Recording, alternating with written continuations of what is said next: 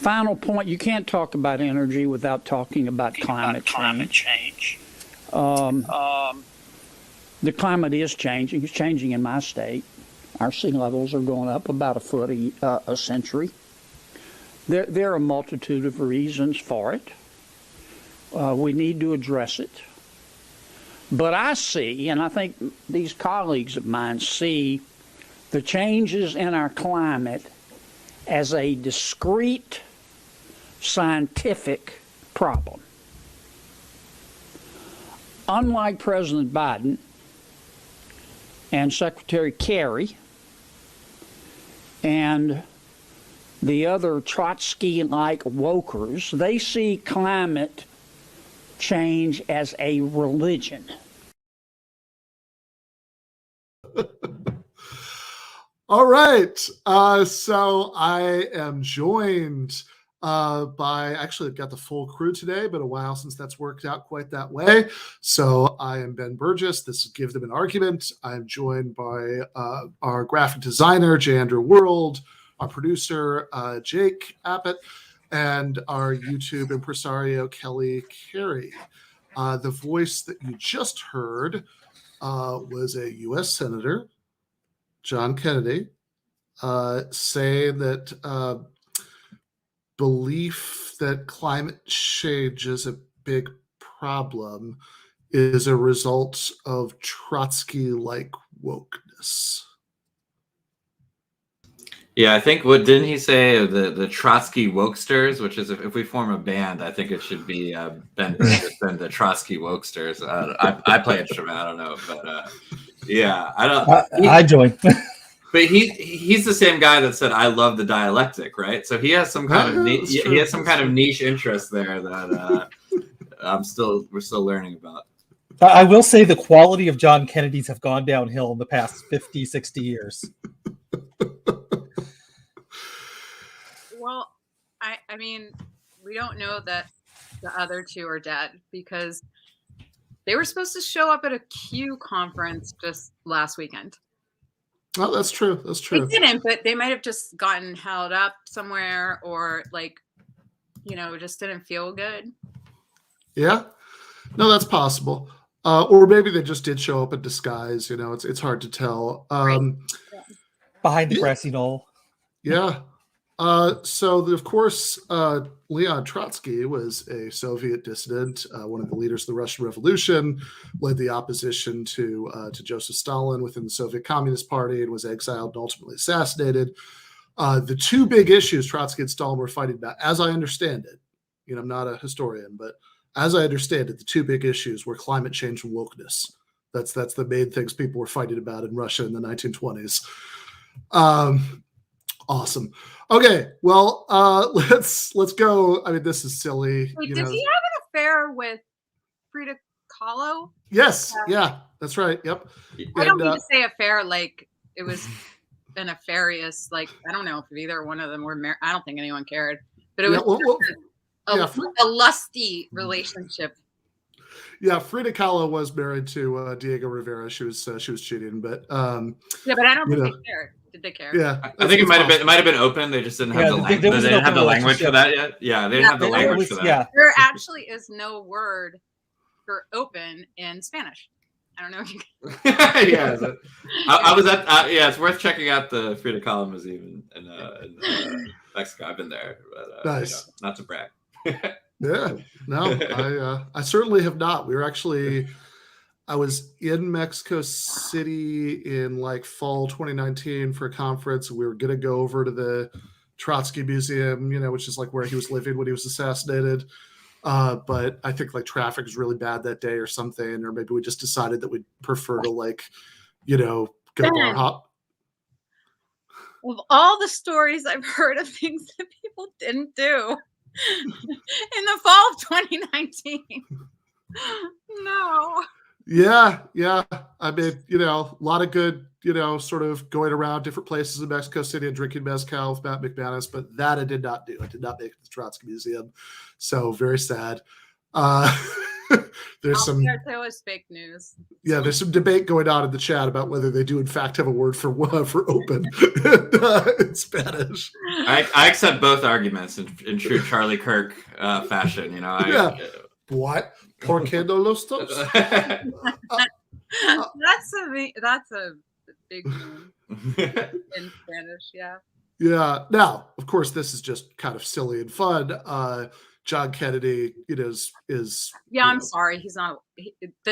Those other guys, they're dead. Yeah. Back to reality and back to much more serious commentary on climate change. So we saw this clip from they're watching on the Majority Report. I think you get a little bit of their commentary in this clip.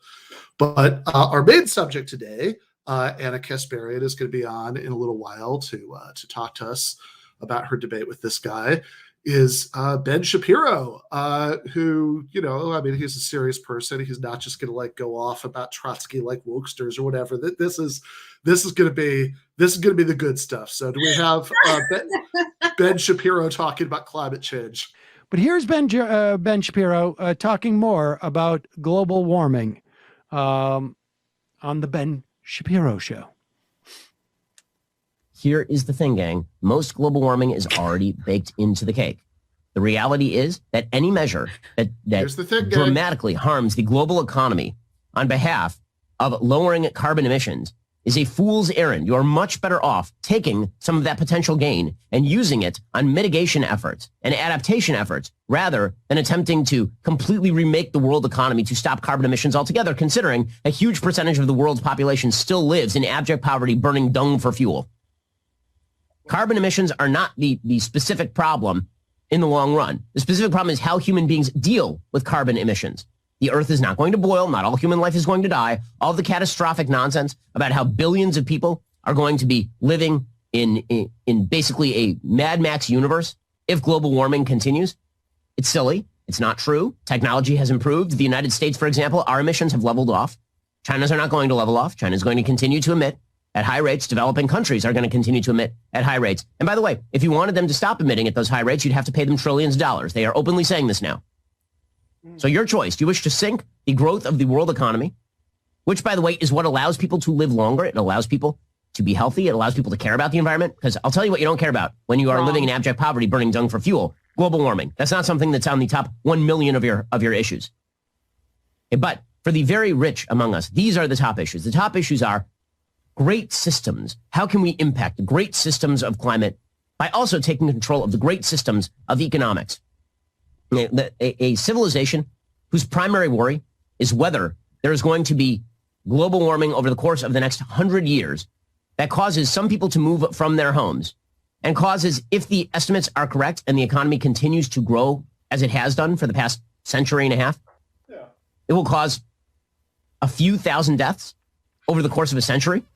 What? This is according to the estimates from Bjorn Lomborg over at the Copenhagen Institute. And the notion that hundreds of thousands or millions of people are going to die from global warming is just based on the fact that human beings adapt to their environment and adapt to the climate. That's not true. The notion that you're going to sink the world economy on that basis, that is a rich people thing. Wait. This guy, I mean, aside from the climate denialist that who's obviously off his climate denial now, but this is just what's awesome is that he starts off by conceding that climate change is real. It's just that it's not really real by the end. Yeah. So a lot going on here. As somebody pointed out in the chat, I mean, this is an improvement over his, at least now he's acknowledging a few thousand people will die. The classic Ben Shapiro thing on climate change is that it's not a big deal if the sea levels rise because you just sell off your oceanside property. So he's moved beyond that, it's one slow step at a time. But this is pretty amazing commentary here. Like, for one thing, God, it sure, he's very concerned about the people burning dung for fuel. I'm not quite sure what he wants to do to help them. He certainly doesn't want to give anybody that would go to Chinese people. That became clear at the end. I don't know if any of the dung burners are in China or not, spell out the location. But the big thing that jumps out at me about this is just, okay, man, that sure would be terrible if we like did the Green New Deal and created millions of new good union jobs, to build all this infrastructure, and then it turned out it was for nothing. We were only saving a few thousand people. I mean, as a serious person, I just want to say that we're not heading towards a Mad Max future. We're heading towards a Waterworld future, and there's a big difference. And I think he should learn that. Nobody took Waterworld seriously. No. And they should have, and I agree. I mean, it's not as much fun. Waterworld isn't as much fun to imagine yourself in as Mad Max. But to answer Ben's question, Ben, he doesn't want to do anything to help the dung burning people. What are you talking about? Those are the ones that are going to die. Those Right. are does he say a couple thousand or a few thousand? I think it's a few thousand. Okay, but good, yeah. because that gives him a lot of room for error. Right. He's not holding himself down 2,000. It could be like 3,000, or it could be, I don't know, like 100,000, 200,000, 300,000, and they're all burned. Those are all the people that are. It's all the poorest people, I guess, unless they're lucky enough to live somewhere that is unaffected by climate change. I guess they'll get to stay there for a little bit. Yeah. All right. Well, that's Or fun. rich people come and It's an inspiring vision of the future. All right. We should bring on Harvey JK. Thanks so much, guys.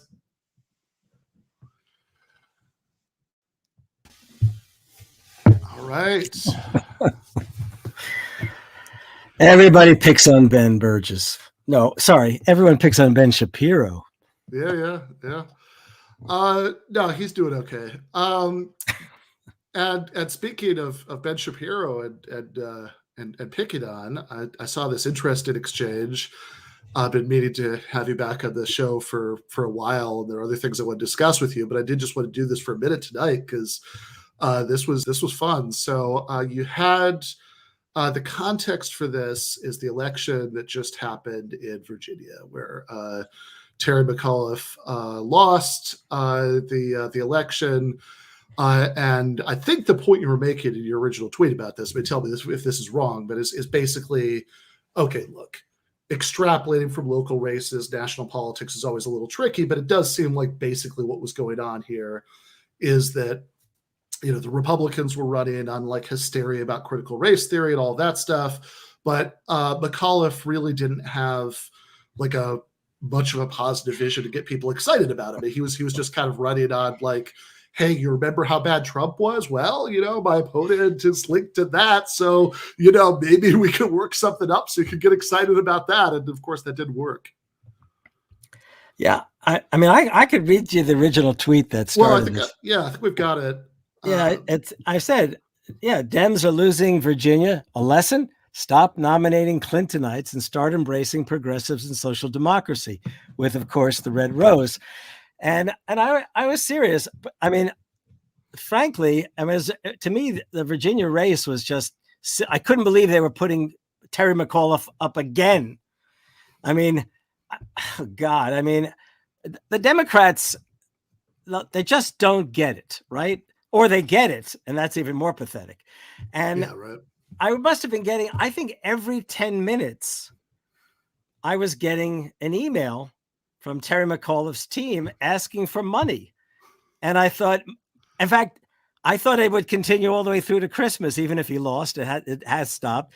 No, seriously speaking, do they really think money was the question here? The fact is that he's just old. I don't mean old in age, because I don't want to accuse anybody of being old in age. But he's just old. He's done. He's passé. He's part of the same crew that literally drove the Democratic Party into the ground. And, I just got fed up, and a simple little observation. But then the surprise was... right. So before we get to that, I do want to just say, I think the point you're making here is really straightforward, that if, the Republicans are basically going to run a culture war, that's what they do. And just sort of leading into well, we don't like that. is clearly, I mean, just like morality, larger visions for the future of America, you know, all of that stuff aside, right? Just as politics is clearly not working. Whereas there are all these social democratic demands, you know, raise the minimum wage, give people health care, create jobs programs. They're actually incredibly popular. So, you know, so Democrats who are running it, you know, on that would have a much better chance. That's your point. But we got a response from our subject tonight, Ben Shapiro, who, you know, apparently thought this was a hilarious thing to say. He says, "Oh man, Harvey, could it be more right? Please do this, Democrats."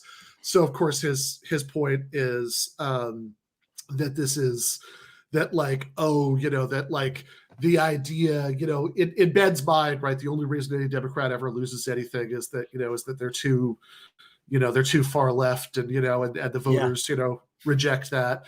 And so he just finds the idea that the Democrats should be endorsing, you know, should be running on social democratic economic demands instead of cultural stuff, just hilarious. But then this is where it gets confusing, because he saw your tweet, he responded to your tweet, right? He engaged with it. Like, this isn't just like, you know, so then you responded. I said, oh, thank you. Yeah. Ben, let's put my voice in it. Ben, seriously, let's talk about America. I await your invitation, Harvey. That was pretty sweet, right? Yeah, right. You'd think so. And I remember you even said you would follow him for 48 hours on Twitter. So in case he wanted to DM you to... Yeah, just for the record, I did actually follow him for 96 hours, I think, because I forgot I had followed him. And what reminded me was, I think, your message saying, let's talk. Yeah, fair enough. Unfortunately, I've you know, tied myself to the mast, and, you know, and I just follow him on an ongoing basis, you know, but I don't wish that on anybody else. So you said, let's talk about America, and just in terms of thinking about in the, let's say, you know, let's not make any judgments about how likely it is, but in the scenario where he took you up on that, what that conversation might be like. We have a clip from a debate that Ben Shapiro did do with her friend Anna Kasparian, where I think the exact subject that you're raising came up. So Ben, do we have that clip? It's the 1619 one. We've had the 1619 project, we've had the book called 1620, 1776 Commission, all of them designed to push back on that. I saw a great quote from a noted political scientist who said, "America is not a lie, but a disappointment because it is a hope." Would you agree that's a good description? And would you also agree that the U.S. is an exceptional country? Ben, I'll start with you. I mean, I obviously believe that the United States is an exceptional country. I think that our history is filled with moments of glory. It's also filled with some terrible tragedy and some terrible evil. There's no question about any of that.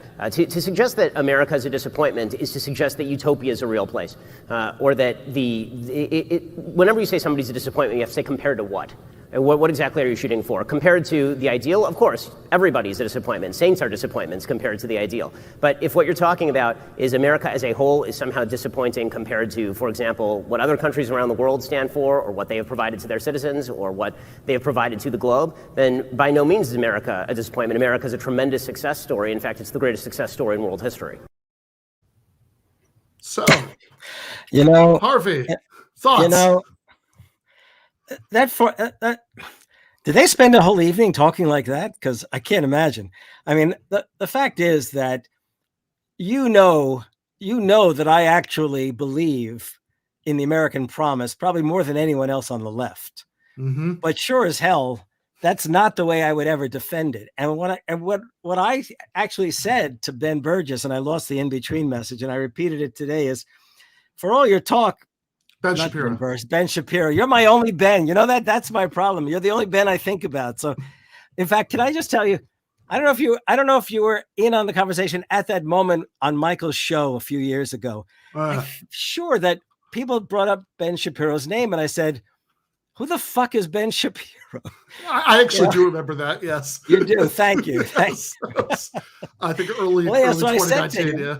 I said to him, For all your talk, Ben, I guess you don't care as much as I do about America's historic purpose and promise and how we might redeem and advance it. In other words, he has no look. He's a classic case of the right. I actually, by the way, last few weeks, thinking I might want to review them for someone, I actually went back and sort of scanned through my eyes, not through a machine, his last 3 books, and it's just amazing. It's a sad comment on the right. I mean, 3.2 million followers he has, and he says nothing. Okay, he says absolutely nothing. But I believe that he actually wants to say something. So I had thought if I come on a show, I would help him say something, and I might liberate him from the bullshit that he's been sort of subjecting himself to. Yeah, no, fair enough. I actually did, for better or for worse, I actually did read one of those books when I was helping Michael with Against the Web. The right side of history, how reason and moral purpose made the West great. But I mean, I guess what really strikes me about this, and why I actually do think it would be a really interesting event if he ever did take you up on that kind offer, is that, you know, the difference between the way that you talk about America and what you call the American promise and the way he talks in that clip couldn't be more dramatic, because I think what you're talking about is sort of like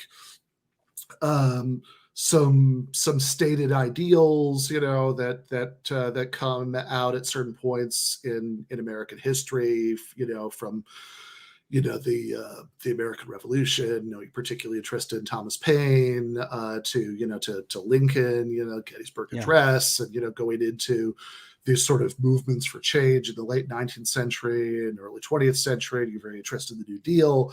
And that's all about like this sort of about potential and progress. And the struggle, you know, look, I have no reservations in acknowledging that the class struggle will continue with or without good ideas. Sure. Okay, let me make that clear. But it is the case that every generation and every iteration of the American radical story, whether they were abolitionists or feminists, or whatever, every one of them was empowered by that fundamental promise. And only a fool would fail to see that the better angels of our nature are those radical movements. And Ben Shapiro can't seem to, he'll do the kind of thing, well, you know, it's the greatest success story ever. Yeah, there have been some tragedies. Yeah. Well, I mean, the thing is, it's not even like, you know, what I really see in that contrast. Like let's even just kind of leave aside. And I mean, this is a big thing to leave aside, right? But I mean, like let's leave aside all of the sort of, you know, hideous oppression, exploitation, and degradation, everything else that, you know, that he's sort of in there, right? It's like the old Seinfeld thing where, you know, you yada, you know, parts of the story you don't want to get into, right? You know, that all the stuff he's yada in there, you know, slavery and, you know, all of that, right? Like leave all of that aside, and it's still pretty, I don't know. I mean, I think there's something kind of shocking about that dismissal of saying there's anything American that's been disappointed, because it just seems like what he's saying is he loves this country so damn much that he doesn't want it to be any better for people who live in it than it is. Like that he doesn't want to improve it in any way. That is how much he cares about America. That is a great point. That is a really good point, which, by the way, was not part of my thinking, but that's excellent, in fact. Yeah. And if I could just sidebar this whole conversation and tell you that I was in New York last week, and David Feldman and I had spent a couple of hours together, and he was raving about your debate with Turning Point's, what's his name? Oh, Charlie Kirk, yeah. Charlie Kirk. He thought you just did a job there. Well, appreciate that. So thank you so much, Harvey. I hope that other Ben takes you up on it. But you know, we're not gonna hold our breaths. But that would be good. By the way, actually, before you go, when is the? So I know your first book, The British Marxist Historians, is being reissued.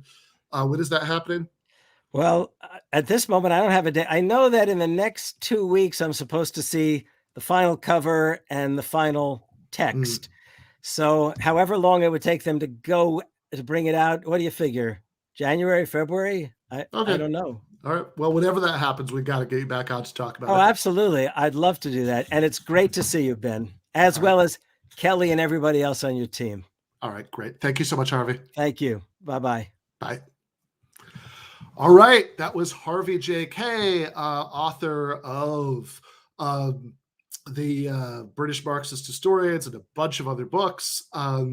He is somebody who was actually a guest on the very first episode of this show. So always good to see him back. But we are now joined by our main guest this evening, the great Anna Kasparian. Hey, what's up? Can you guys hear me okay? Yeah. Okay. Great. I'm a little under the weather, so if my energy is low, just know that's what's going on. But I'm recovering from the flu. Just regular flu, not COVID. But I'm happy to be here. Sitting around all day, like trying to get some rest is actually pretty boring. Fair enough. Yeah. Well, on the not boring side, so I was really excited to see this debate that you did with Ben Shapiro. This is something that I actually remember last season. We did this, we did this episode on him, and I think I even said, like, in that episode, something like, "Oh, he never does these." And when you texted me, it's like, actually, it's funny that you should say that, because I'm going to be debating Ben Shapiro in early October, and at the Chamber of Commerce, which is like of all the places to debate Ben Shapiro. Yeah, totally. In fact, that episode of your show was something that I used to like kind of help me prep, because I think that episode of your show actually got into the very few economic arguments that Shapiro tends to make, because he focuses a lot of his energy on, cultural issues. And, my thought was, if we're going to be having a debate in front of the Chamber of Commerce, it's going to be related to economics. But there was a little bit of tug of war in regard to like what the debate was going to be about. And we're going to get into that later tonight. But it was actually, I have to say, the feedback I've gotten from you meant the most to me, because you know how to debate, all the debate tricks that are, utilized, and you know how to make logical arguments. So your feedback really meant a lot, and I appreciated that. Thank you. Well, thank you. That was, yeah. So I was like, I like what you just said about the tug of war, because I think this is one of my favorite things about the debate. So like from the very beginning, I think, so I know you've told me before that you don't like to watch yourself, but I'm going to subject you to a fair amount of it tonight anyway. So let's pull up the opening statement.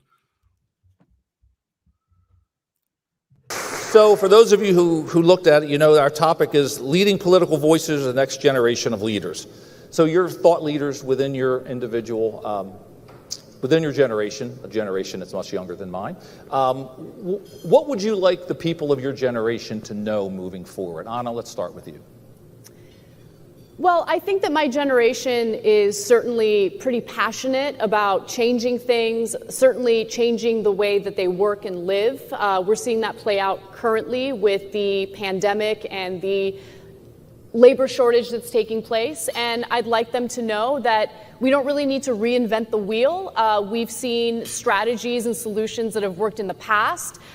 This country has gone through many terrible things in its history. It's a very short history, relative to other countries.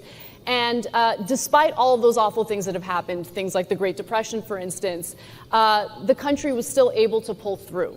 And I would suggest looking to history at the solutions that worked, specifically a strong labor movement, in order to, really rework the power dynamic that we're seeing right now in the workplace. I think a lot of the reasoning for not going back to the jobs that workers were previously working in prior to the pandemic has to do with the fact that, hey, we've been staying home during the lockdown.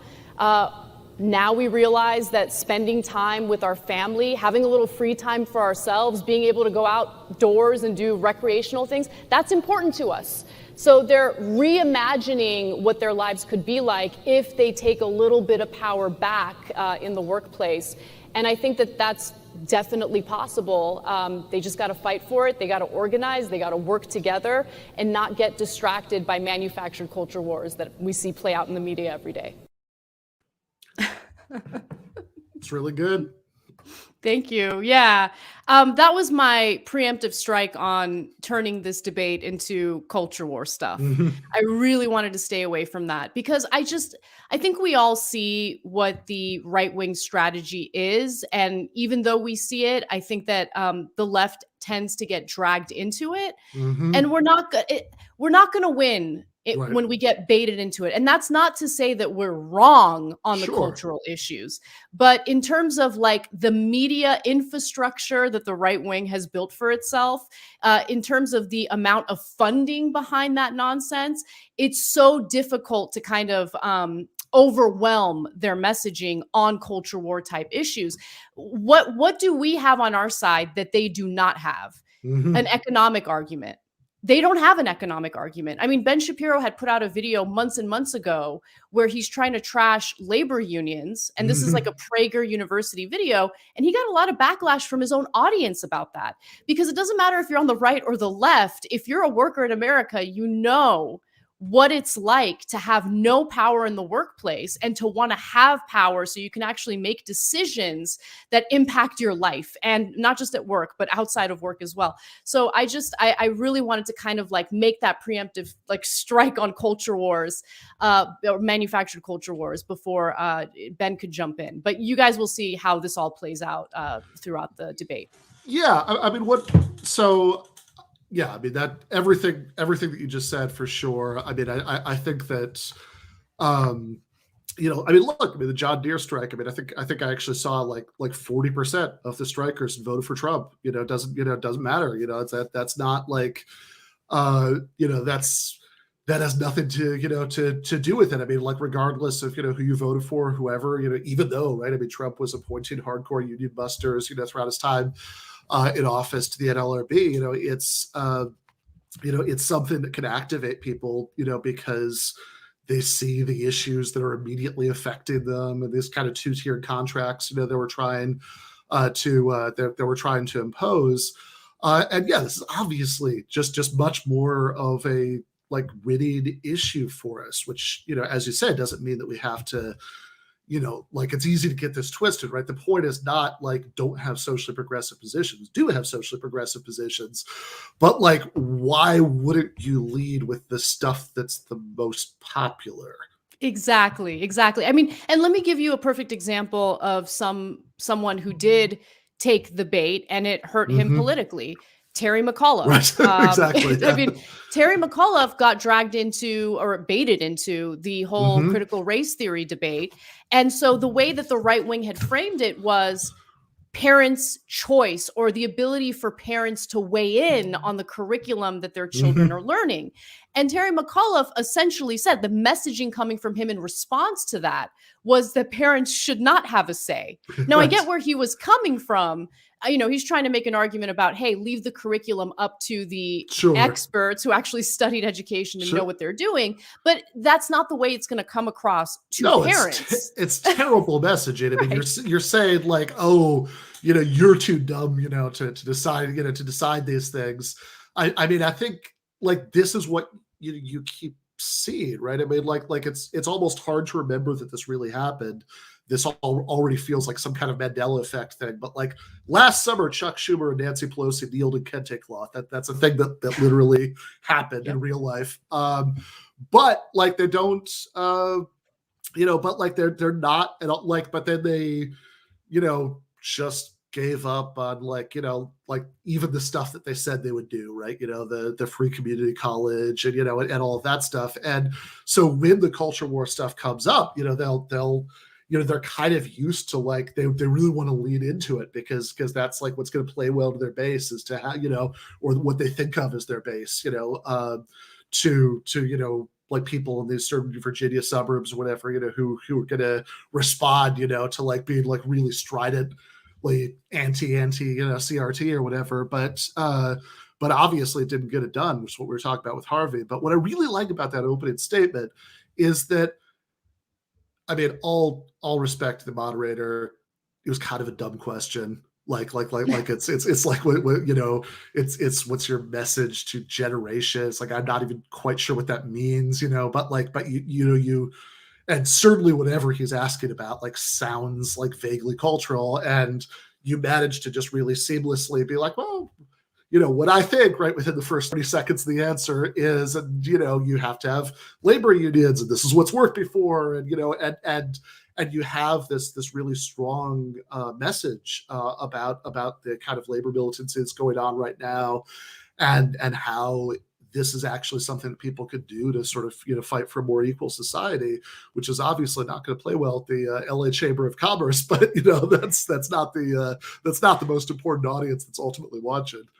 Right. I mean, there were certainly moments in the debate where I tried to frame my arguments in a way that would appeal to the business community. Certainly when we were talking about like the budget reconciliation bill and stuff like that. But for the most part, the debate for me wasn't about persuading anyone at the actual event. It was about kind of thinking about the aftermath of the debate, how it's going to be covered both on, mostly on like independent, YouTube channels and things like that. I knew that there were going to be so many different like conservatives and progressives like clipping out certain parts that they wanted to talk about.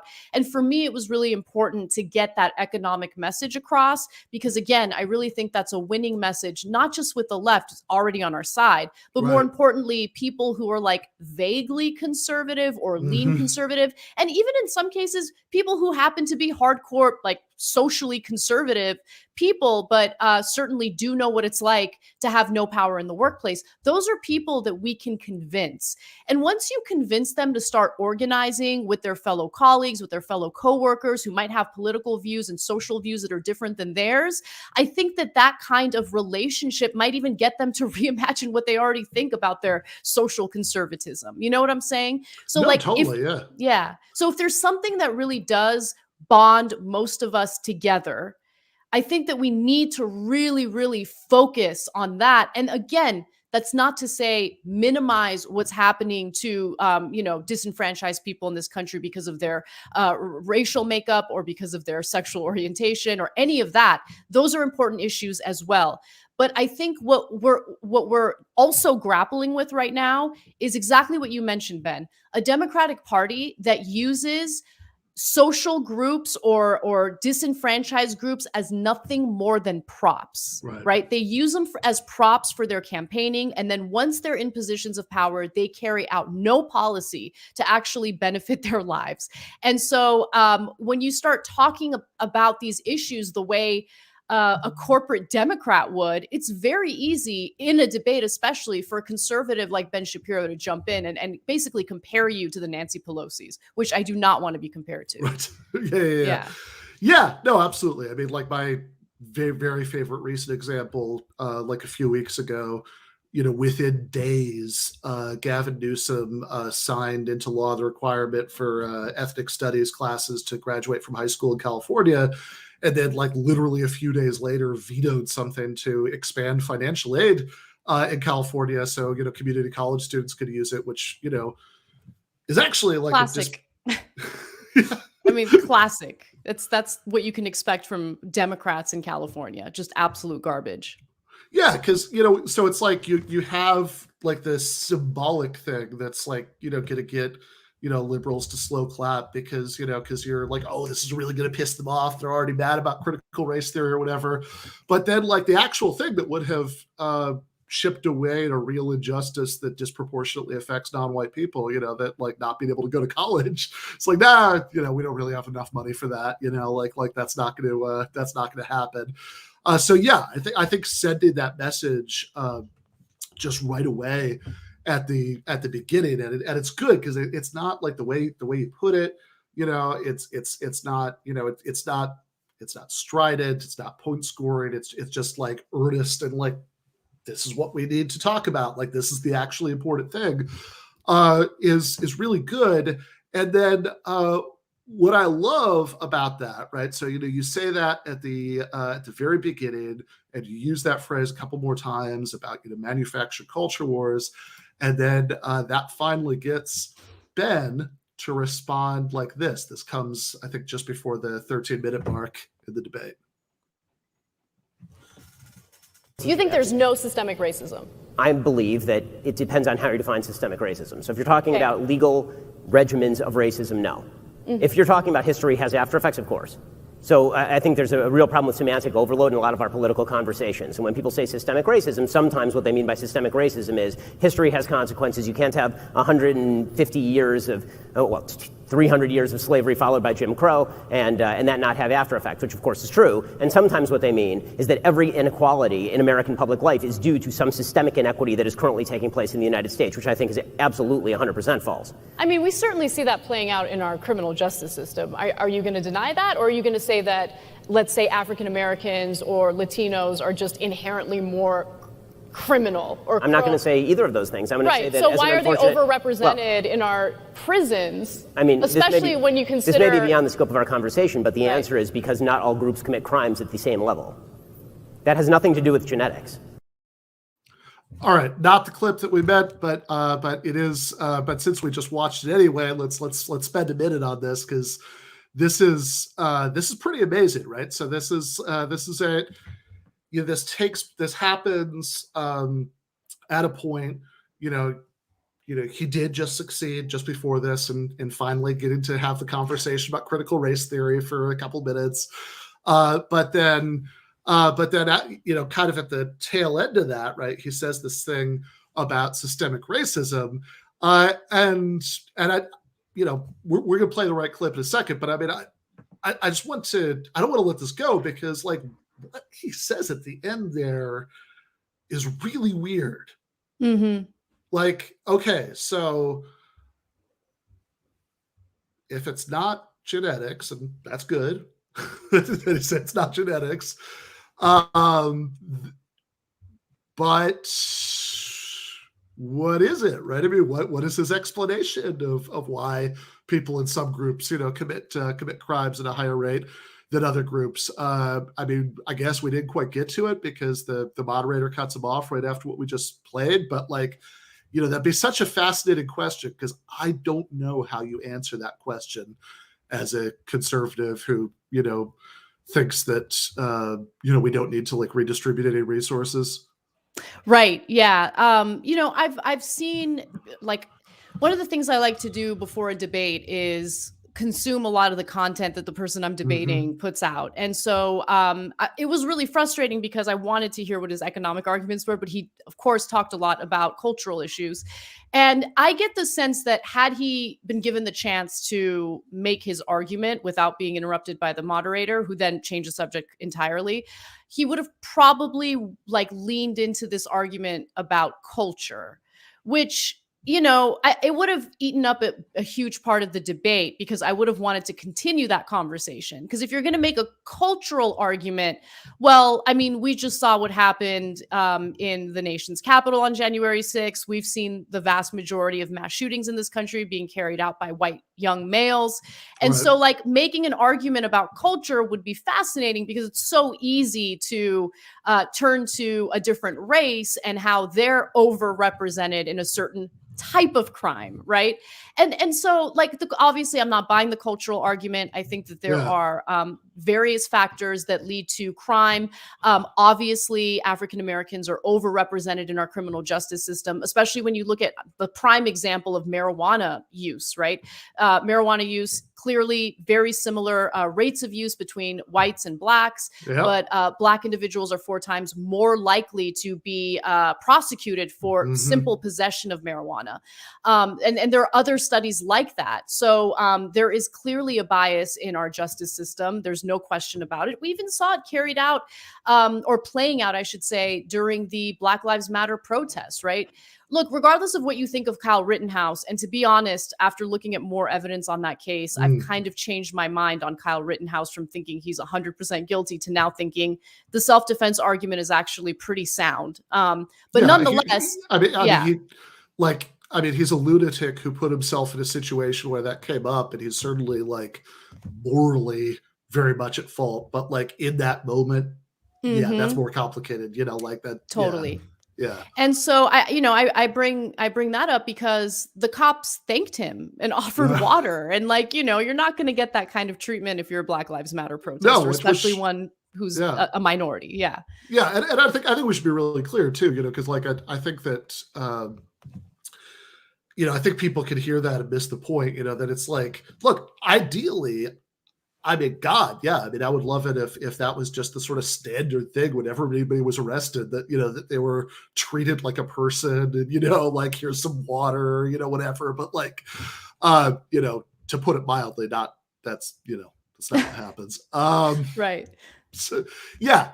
Yeah. And I mean, I guess just on the larger issue, like, it's a little funny because at the beginning of that clip, he does this weird thing where, because like he had just said, like at the end of the, not gonna play critical race theory stuff because it's like, the whole thing's kind of tedious. It's like, okay, what's what counts as critical race theory, and it's like, this is the stuff they live for, right? Like that's the argument they want to have 24/7. Is there something that was taught in this class, or is there something that was in this proposed curriculum that if you look at it at just the right angle, it seems critical race theory, and it's like, and yeah, of course, that's what they want to talk about because it's good for them. They don't want to talk about like why they don't want to give people health care or raise the minimum wage or, any of that stuff. But he just said something that sure made it sound like he didn't think that systemic racism existed. And so then you ask him, okay, do you think it doesn't exist?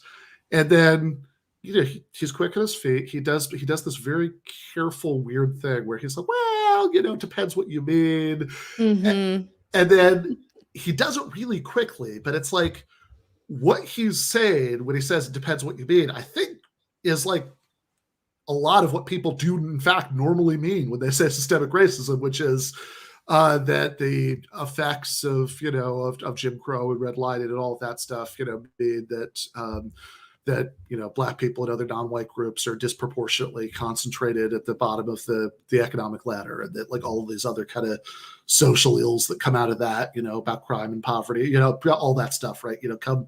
Come out of that. And for a second there, it seemed like he was acknowledging that, but then it's also really weird because it's like, okay, well, if you're going to acknowledge that, then what's the plan here? I mean, like, do we just live with that forever?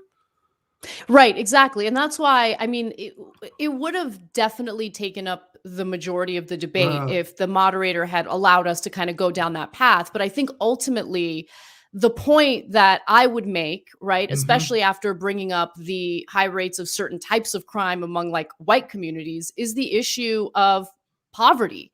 Right. I mean, just how much people feel the like precarious nature of making like a living to take care of themselves and their families. Like, we're seeing that impact, obviously disproportionately people of color. However, I mean, the white working class has been hit pretty hard. Blue collar workers have been hit pretty hard by globalization, by, jobs being shipped abroad to exploit even cheaper labor. And so, like, I think you can get back to an economic message if you go down that path. But, I felt like the debate, the main debate, which is what you guys are watching now, which was on that like stage, I remember when it ended, I felt really dissatisfied. And it wasn't because of like how I performed or whatever, but it was because like I felt like most of the time I was just trying to get to like what the debate was really supposed to be about in the first place, And it wasn't until like this final part, which wasn't on the stage. It was for the virtual Chamber of Commerce audience, where we really got to dig into economic issues. And I was just like, I wish the whole thing was about this, because this is what matters, and this is the message I'm trying to get across. Yeah, absolutely. And I think, I mean, I guess just to stick with the crime thing for just a second, like,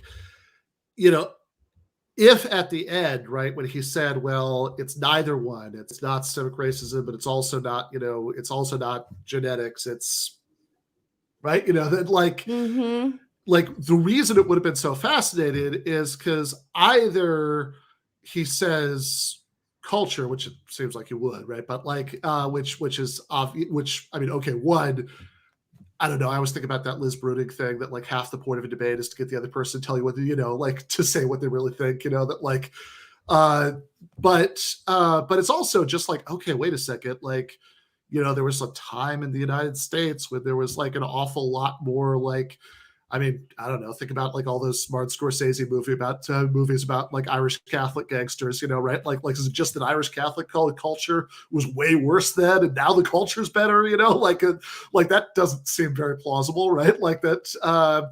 It seems like it probably has more to do with economic changes, Totally. and it's like, yeah. Sure, people in certain groups commit more crimes because people in certain groups live in poverty more, and people in poverty commit more crimes, or at least more crimes of the kinds that he's talking about that are going to get the cops. One of the arguments that I've always wanted to make before a conservative is this common argument that you hear in regard to Black families and how, when they make that cultural argument, they'll usually talk about like, oh, well, where are the fathers? The fathers, they're not around. Where are the fathers?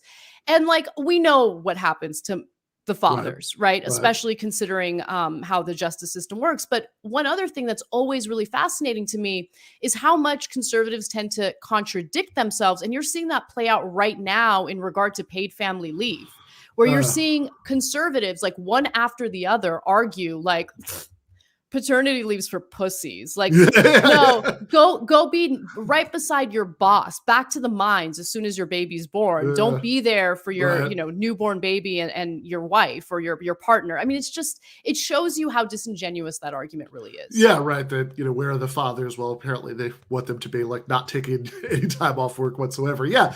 No, I mean, and also like, okay, when people bring these things up, I mean, either the sort of like creepy semi-racist version with the like where are the fathers thing you're talking about, or like there's another version of this that a lot of social conservatives love, which is the success sequence, which is the idea that you're not going to live in poverty if you follow these certain steps and you get married and you do this and that. And of course, like the big statistical trick is that they throw in that you have a full-time job. It's like, yeah, people with jobs are less poor than people who don't have jobs. That's, that's not like controversial, but like, but also like, okay, even when you do have the correlation about the family stuff, like, it's like, yeah, people who live in poverty, right? The rates of, divorce and family breakdown are higher because financial stress makes it harder to keep relationships together. Everybody knows that. And like, if that's where the chain of causation is going, that's like pretty straightforward. Like they all kind of vaguely suggest it's the other way around somehow, that like if you have like good family values, that'll magically make you less poor. Yeah, it's a fascinating argument, especially when I think most people have experienced firsthand, either through their own parents or through the current situation they're in. Money troubles leads to a lot of heartache and pain, and makes it incredibly difficult to have a happy household. I mean, look, my parents are immigrants, and I grew up in a household where fighting about money was just a mainstay, and it was really, really difficult growing up. Like my parents stayed together, but the only reason why they stayed together, honestly, after all of that fighting, was because of like Armenian conservative culture, like really down on you if you split up. But fact of the matter is most relationships end due to money issues, and the fact that conservatives like literally want to put obstacles in place for workers to like have a decent living shows you how much they really give a shit about like a happy family and having like both parents at home. Right. Yeah. Right. Or lowering the work week, or exactly. Yeah, absolutely. So yeah, all of this, like the sort of big theme you keep coming back to is that, and you can see it throughout the debate, this like push and pull about like, okay, are we going to, to talk about economics or not? And in the first part, you use this phrase, manufactured culture war issues a few times. And then I absolutely love this, this is the clip that we tried to do earlier, just before the 13-minute mark. Ben takes the bait. I'm not going to pretend that I think that the culture wars are irrelevant. I don't. I think that many of the culture wars are highly relevant, and not just relevant. I think that they may be indicative of sort of where the country is going. Because the way that most people experience interactions with the government, particularly the federal government or with politics generally, is not always based on tax rates or the very minute internecine debates that we have over $3.5 trillion bills that nobody knows what's in, and then everybody just votes before they read the thing. A lot of the way that people engage in politics, and I'm sure we'll get into it, but I think that a lot of the ways that socially there's been a pretty strong push from the left over the course of the last 10 years in particular, and it's driven a lot of reactionary resentment on the part of people who are on the right. And I would suggest that a lot of the support for President Trump, for example, was driven by precisely that. It wasn't just about his economic program, which differed from sort of the traditional laissez-faire Republican economic program. A lot of it was about the idea that he was a culture warrior who was going to punish enemies and all of this. And so to pretend that the culture war either doesn't exist or that people are making it up in their imagination or that they are overestimating the impact of it on their life is to ignore how people are being treated in the spaces that they treat with every day, on Facebook, on Twitter, in the workplace. I mean, one of the reasons that my family and I left California is not just because of the living standard, although Florida is way better. It is also because we left a place where we felt as though our children were going to be socially ostracized for a place where we feel our children are not going to be socially ostracized, and that's a big thing. Yeah. No, I mean, you actually brought up a few issues that I agree with. Number one issue is the constant policing of people's pasts, what they've said in the past. I think holding people to the current standards based on the current culture. If you're looking at tweets, for instance, from 2009, and you're judging that tweet based on what the current culture or the current standards are, it's a little ridiculous, right? So going around demonizing people based on their past statements, it shuts down a conversation that could be had, right? A conversation about, oh, hey, look, society has actually progressed on this, and, look at what was okay. I mean, you have late night hosts who were in blackface not too long ago, right? But the culture has changed. I think that, society as a whole, not everyone, but society as a whole has realized, oh, well, blackface has a pretty terrible history, and maybe it's not a good idea to dress like that as like a cute little Halloween costume. But beside the point, I don't think that the culture wars are fake. I think the culture wars are taking place. The point that I'm trying to make is that oftentimes, whatever the culture war is of that moment, it is manufactured as a distraction. A perfect example will be, critical race theory. Yeah, and that's where I got to have it. But like what I love so much about that is like a lot of people, I think, on the online left, like what they really want when they see debates is for, I don't know, like doing like snappy clapbacks or something like that, right? Like that's the sort of, something that can be put like in like a little, 3-minute video that's, Anna Kasparian destroys Ben Shapiro on, whatever, right? But like what you're doing there is, okay, first of all, and I love this so much, getting Ben Shapiro to say that he actually thinks culture war is awesome, that, that we should do more of that, right? It's like, I don't think it's manufactured. I think it's great. But then, so like that itself is wonderful. And then it comes back to you. I say, sure. Hey, I don't, there's a lot of progressive cultural stuff that's like annoying. I don't like that, right? Which is great because, most people are annoyed by that, right? So like that's not, don't own that if you don't have to. But then like really go back and hit this thing about like, no, this is like, you guys don't want to talk about anything that actually impacts the bottom line of most people, right? Like what you want to talk about is just some endless loop of nonsense about whether like, Mr. Jones's 10th grade English class has critical, molecular traces of critical race theory, on the reading list.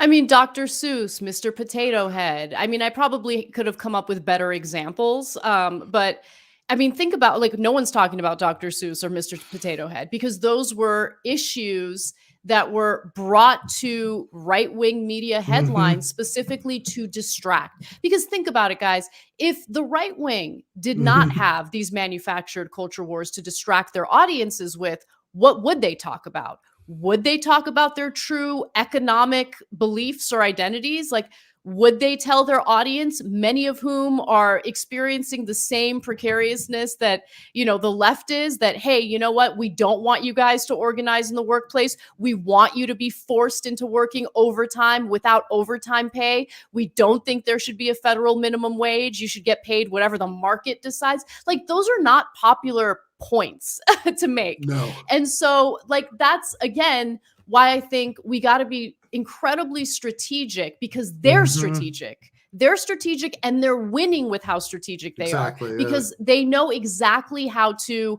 like, cut right to the emotions of conservative voters by scaring them with, like, one boogeyman after the next.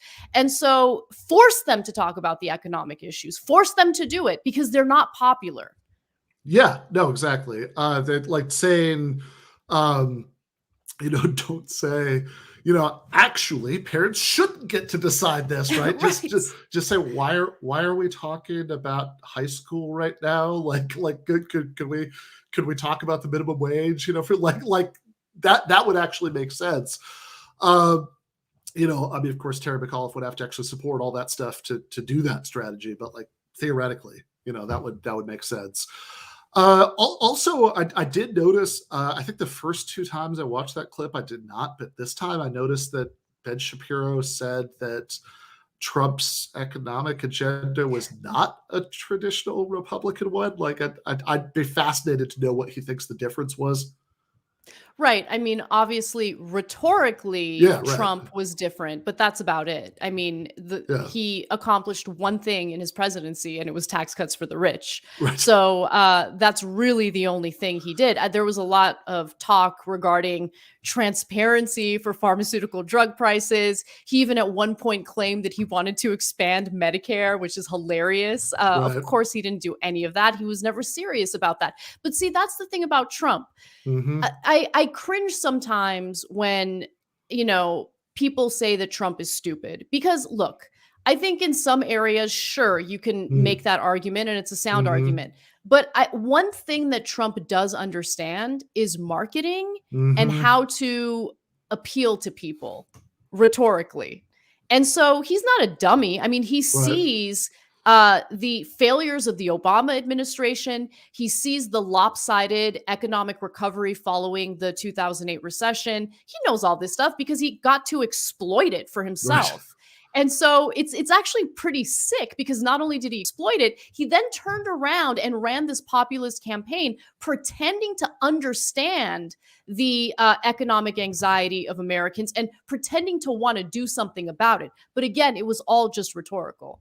Yeah, no, exactly. Like he, and I think that, I mean, if you look at everything that he actually did, I mean, it's pretty much what, I mean, except for, like, stepping up, like, more racist and authoritarian immigration policies, but, like, other than that, and probably just being more unpredictable foreign policy, but, like, all the domestic, like, regular, just economic stuff, Trump was doing what Mitt Romney would have done.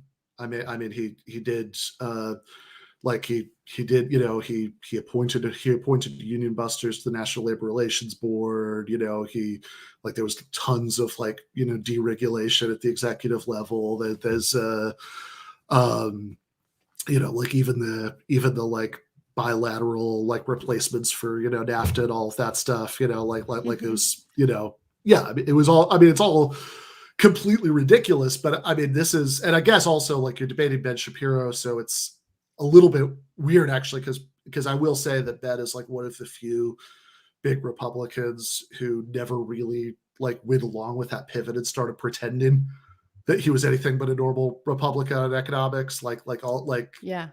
So many of these other people, Charlie Kirk, the Marco Rubio, Josh Hawley, Ted Cruz, like all of these people, will, like, call themselves populists now, and they'll use the word corporate as an insult, and and stuff like that, and it's all just bizarre nonsense.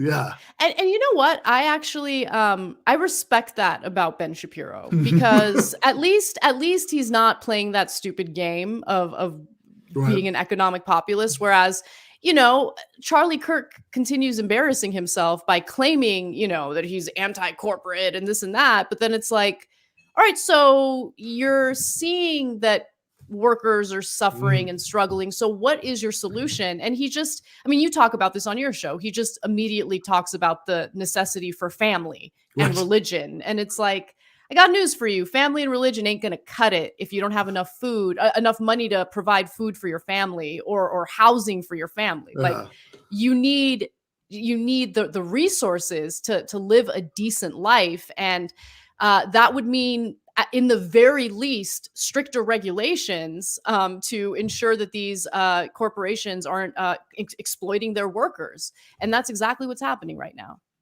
Yeah, no, exactly. Like it's all like, yeah, this is like, I mean, like I'll say the word family, but it's like, what do you actually want to do to help anybody's family? Like it just seems like the plan is to just say family, you know, over and over and over and over again.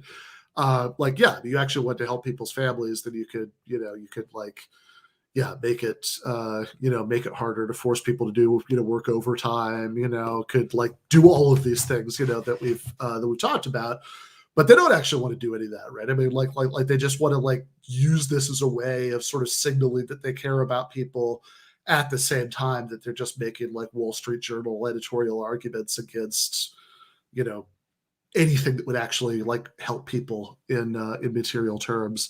But something else that I liked, and again, I mean, I think this is all really good because it's not, there's like absolutely nothing that you do anywhere in here that would like give anybody material for, like, I don't know, whatever, I had a Kasparian triggered by blah, blah, blah, right? There's like none of that, that it's all like very calm. It's all very friendly, right? Like, so anybody in Shapiro's depressingly gigantic audience, who's watching this, who actually is persuadable, that there's like nothing here that would turn them off, but you're telling this different story about the world that he is. So, I mean, most obviously with the stuff about culture war and unions, and even crime, that we just showed. But even when you're talking about the media, because there's this moment where the moderator asks, like, he starts going on through all these statistics about different institutions that are that have like really low approval ratings, and he asked this question about whether the media deserves its low approval rating, and I think that in this clip, I mean, I think the difference between how Ben answers that question and how you answer it is really interesting. So this low media rank, is that fair, or is that being manufactured as part of a culture war? It's fair. I mean, it's entirely fair. I mean, I think that one of the things that we've seen for both good and bad, the fragmentation of media is a result of systemic distrust in the media, and that's existed for a very long time. I mean, that's nothing new. And I think that it's completely fair for people to look at the media. I know there are people on the left who think that the media is too right-wing, right? Obviously, we on the right think that the media is far too left-wing. But I think that sort of distrust in media sources is very often justified. I think that we're requiring more of people than we used to in the past, because once people have realized that there's an inherently political angle to how people cover the news, now we're asking them, if you want a full rounded diet, you actually have to choose it yourself, right? You have to cultivate yourself to watch the Young Turks and then watch my show and decide who you agree with, and where there's sort of a common locus of fact, that's the fact and everything else is the opinion. That's asking a lot of viewers where we didn't used to ask very much of viewers at all, right? You just turn on the evening news and buy whatever Walter Cronkite is saying, whether it's true or not. I think most Americans waking up to that is a good thing. The systemic lack of trust in media has some bad downstream effects sometimes, because when there are no gatekeepers, there are no gatekeepers. So I like the fact that there are no gatekeepers, because I think the gatekeepers were very often biased, but without gatekeepers, sometimes bad stuff gets through. Yeah, I mean, I think that right now we're experiencing people existing in various filter bubbles. So if you are, for instance, consuming most of your news online, if you like a particular brand of programming, if you, let's say, lean more conservative and you're watching mostly conservative news, algorithms offer up more and more conservative news. And so when you get a if you have preconceived notions and all of a sudden you're hearing or reading something that challenges those preconceived notions, you're going to have a negative reaction to it. And you see that playing out across the board. I'll give you an example. I mean, I have family members who are constantly consuming news online. My mom's a good example, right? She's you'd be surprised she's my mom because she's on Facebook. She clicked on a link to, let's say, the Daily Wire, perfect example. Well, Facebook is going to be offering up more Daily Wire type content. And then all of a sudden, when she's watching the Young Turks, she'll be like, well, you know, I read on Facebook or I read on the Daily Wire, whatever, that X, Y, and Z happened and you're wrong, right? That conversation doesn't actually happen that often. But I'm giving you an example. I was hopeful there for a second. Right? And so look, there are all sorts of issues with the media, right? I mean, the media for the longest time completely ignored the very real frustrations that workers have been feeling in this country. I mean, the Federal Reserve released data indicating that nearly half of Americans can't even afford a $400 emergency. At the same time, you tune into CNN, CNBC, MSNBC. I mean, it doesn't matter, across the board. And they're like, the economy is doing great. You know, we're seeing record growth. And what they're specifically talking about is the stock market. But the stock market is disconnected from the reality that the majority of workers are experiencing. So I think that that type of stuff leads to people feeling, you know, distrustful toward the press. At the same time, they exist in these filter bubbles and have their preconceived notions. It's hard to challenge that. So there's a lot of different things happening at the same time. I don't blame people for not being so trusting of the media. One other thing that I'll note is that the incentives are always in the wrong place. The kind of stories that I want to talk about on the Young Turks and do talk about on the Young Turks get no attention. They don't do well in terms of the number of views. I want to talk about international news. I want to talk about what's happening in Brazil. I want to talk about what's happening in Ecuador.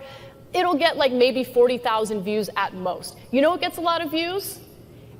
I don't know. Anna Kasparian destroys this person. Or here's the latest cat fight. Like, I hate it. It's garbage. It's garbage. I do hate it a lot. Yeah. Yeah, absolutely. And yeah, I love that. I mean, that just feels real and right at the end, but also like just taking a step back. Okay, Ben's explanation of the media stuff is that, you know, people are reacting to, you know, liberal bias, you know, in the media. And he even says, well, this isn't new. It's like, okay, well, if that's not new, then why is it having this effect now, right? I mean, like, yeah, because clearly, you know, like, I mean, whatever, William F. Buckley was like saying all that stuff in like 1960, whatever, you know, so like that wasn't stopping anybody from watching Walter Cronkite. Like what you know, what changed? And to him, because it's all just about like sort of like, you know, liberals having these ideas and conservatives having these ideas, he just doesn't have an explanation. Whereas what you're talking about there is the economics of it, you know, the way that the technology has changed and the profit incentives that creates, you know, for people to create one kind of news rather than another. So I mean, it's like, again, I just have to hope that like anybody watching that, you know, like who actually thinks about it later can see it's like, oh yeah, one of those explanations makes a lot more sense than the other one.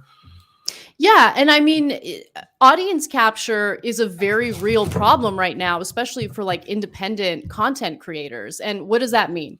So if you start going down a certain path and attracting a certain type of audience, deviating from that path in any way leads to a pretty significant backlash. And I think a prime example of that is Jimmy Dore. I mean, almost 100% of Jimmy Dore's content is now anti-vax garbage. And it's because he knows the second he deviates from that, he's going to get backlash from the audience that he's cultivated. And so what I feel really good about is, look, there have been multiple times where I've gotten backlash from our audience, but in the end, I was proven right. Like Tulsi Gabbard is a prime example of that. I was like, yo, I know you guys think that Tulsi Gabbard is like this uber progressive, but like, here's the reality. People hated me for months and months and months. Like we lost a chunk of our audience because of that. But to me, you gotta know that you're Right. in a filter bubble, and you have to like really go out of your way to make sure that you're consuming other content to really make an educated decision or form educated opinions about any political issue. By the way, I'm definitely vulnerable to this stuff too. I just gave you the example of Kyle Rittenhouse, Right. and I'm embarrassed by it. Like, you know, Right. the right wing is now coming after me because I did a long video where I corrected myself because that's the right thing to Yeah, of do. course. And some people were like, hey, I respect you for doing that. Others, I think rightly, are like, this information's been out there for a year. What happened? Like, you're a shitty person. You didn't want to know what the truth was. Mhm. Now, of course, that's not true, Right. but I was in a bubble. I was in this like honestly woke Sure. bubble that like just automatically painted a picture of what happened that night, and Right. everything that I was consuming about Kyle Rittenhouse went along with that narrative. I had to go out of my way to like look at like videos from like completely independent sources to really form a more accurate opinion of what happened that night. So Yeah. it is Yeah. what it is. No, that makes a lot of sense. And yeah, I mean, look, I see. Yeah, I mean, I definitely see that all the time, like as it plays out in you know, left-wing media, you know, which I mean, I've seen it. I mean, the Tulsi example is kind of funny. I mean, like because I was you know, I think maybe shielded a little bit, you know, from all of that, you know, since most of what I was doing back then was on TMBS, where, you know, the Tulsi stuff was sort of a given, you know, but I actually did a really weird debate about that with Nico House, where he I was, saw it. I saw Yeah. it. I Yeah. thought you did great. Well, thank Nico you. House is, yeah. Yeah, I'll well- save my opinion about him. Well, I was just, I mean, look, I mean, you know, there's a lot of really creative claims being made on the fly, you know, on that end of that debate, you know, it's just like, okay. But yeah, no, I mean, like, I think also, like, I've seen it, you know, I've experienced it because, you know, I've certainly seen, like, the ways that, like, any kind of, you know, I mean, I'm not saying I was right about all of this stuff by any means, because, like, I don't know, right? Like, you know, but like, I've definitely seen just in the last year, I mean, places where, like, I will say something that, like, annoys the sort of, like, I don't know, the you know, let's just go back to Jimmy, so I'm not starting a beef with anybody else, you know, that the you know, the Jimmy Dore crowd or whatever, and I'll like go on some shows or whatever, and I'll see like 100 comments all the time about, you know, fucking Ben Burgess said this, right, you know, and then, or like conversely, right, you know, like I will say things that, you know, that piss off like a different faction within like left media, and like I'll go on the Majority Report or whatever, and I'll see like 100 people in comments, you know, like being like, you know, did you hear Ben Burgess said this, right? And it's like, man, it must be really easy to just like really easy, right, to just like pick a lane and just be like, look, I'm never going to say anything that's going to piss off people in this lane, and I'm just going to ride that, you know, forever onward. Because I mean, like, that would obviously be the most profitable thing to do. It's definitely the most profitable, but also it's a dead end, right? I mean, and I think if you want an example of that dead end, it's like Dave Rubin. I mean, like, Dave Rubin is the butt of every joke now. And it's because his grift was just so incredibly obvious.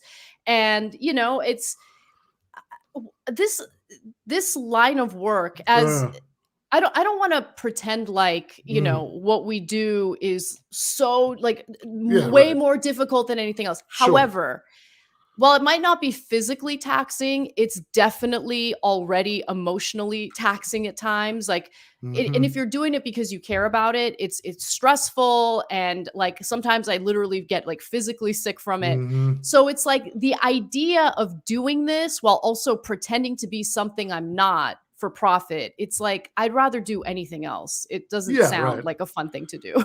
Yeah, right. Totally. Like, yeah, I mean, yes, that's obviously like the most extreme example, that you're like Dave Rubin, who now says, like, after like there was like a couple of years of I'm like a real liberal. So, so I left the left because like I care so much about liberalism. And now he's just like, no, I guess I'm a conservative now. It's like, okay, well, watching the viewer numbers go up and down. Yeah, okay, I'm a conservative now. Or like the Milo Yiannopoulos is like the sort of desperate attempt to like find a way that he can come back and like somebody will pay attention to him again. He's like suddenly he's gone from like being the guy who would like, make, talk, like do the like I love black cock jokes to being like a hardcore evangelical conservative who's like got a gay conversion therapy clinic. Cause it's like, all right, this is the last audience, that I think I can still like, I can still wring something out of. But I think it's but I think that's really good. Like I think the media analysis and also I guess I should say one other thing that hit me in the debate. I mean, we don't have a clip for this, but just real quickly, because I found it interesting, is that there was a part where you're talking about California, and this connects with what you were just saying about audience capture, because I remember that there was like a minute, and like whatever, everybody on left Twitter has the memory of a goldfish, like I don't know that, like I think this is kind of blown over since, but like there was a minute when everybody was really mad at you for saying something that you say again in this debate that I remember I texted you about at the time. I mean, I think is obviously true, right? Which is that it's incredibly depressing and weird that there's this debate that happens about housing in LA and lots of other places too, but in LA where so there's like one position that's send in the cops and like beat people up and throw them in jail, if they're sleeping in the park, and that's worse. But like, the progressive position we're supposed to get excited about is like, just like leave this be, just let people just have, everybody should just continue sleeping in the park and being totally vulnerable to crime and violence and drug traffickers and worse. And, and just like, yeah, just, ain't broke, don't fix it. Yeah, and people got mad at me for that, but yeah, I'm going to actually elaborate on it more because I'm not backing down from what I said. In fact, what I said was accurate. And I think the quote unquote progressive take on homelessness in California is pretty damn cruel. So like the city council member who's considered like the most progressive on that issue is Mike Bonin. And Mike Bonin, his solution for a period of time was, why don't we just like build a massive encampment, not like housing, an encampment on Venice Beach. Just let them camp out on Venice Beach. Why not? And so that is such a losing strategy on so many different levels, because number one, people deserve housing, not to be like thrown out on a beach somewhere to like fend for themselves. You'll see interviews here and there. I don't think this is in any way representative of the homeless population, but you'll see the interviews on local news where you'll see someone who's like, I want to be homeless, right? And again, that's not representative of the homeless community entirely. But then in response to that talking point, you'll get progressives who will say, and I don't even know if they're progressive. Honestly, I just think these are like absent-minded libs in the state of California. They're like, yeah, they'll let them do what they want. If that's what they want, that's what they should have. And it's like, but no. I mean, think about how much of a losing strategy that really is, because it lets politicians off the hook in terms of building housing that everyone deserves. And it also shows everyone else that government cannot work, right? That government does not work. When you're going to a park that you love, a park that you used to enjoy with your family, and you can't because now it's turned into a massive homeless encampment, think about how the average household will perceive that. Of course. My taxpayer money, my state and local taxes go toward that park that I'm now unable to enjoy. This is why government doesn't work. And again, it's a losing strategy all around. I do not think it's the humane way to go about it. Yeah, and anyone who wants to get mad at that clip, get mad if you want, okay? But I'm not going to let some weird, like, pretend woke mob like come after me and make me change my opinion on something that I experience literally every single day because I'm in Los Angeles. Yeah, I mean, it's a horrendously losing political strategy. I mean, like that is, if there's one way to get people who are, in some cases not even that far being, above precarity themselves to become Republicans, that's it, right? Like, that they have that, especially because it's just like true that in terms of mental illness and drug abuse and all of that picture that you can paint, that's all true, right? Like that's not the fault of the people who are in those conditions. I mean, they're victims of an incredibly cruel social system, but like it is all true. And so anybody who can't go to the park anymore because that's true is going to be just delivered into the hands of the right. But also, more importantly, like, it's just saying like, no, this is the solution, that like, that you can have fun with this, sleep in the park, for, as long as you can live doing that, is an incredibly cruel thing to say to people who are in those circumstances. I mean, it's dystopian. It's like that's, it might be like not as bad as the other position, but I mean, it is a close second, that you're just going to continue to let these circumstances fester.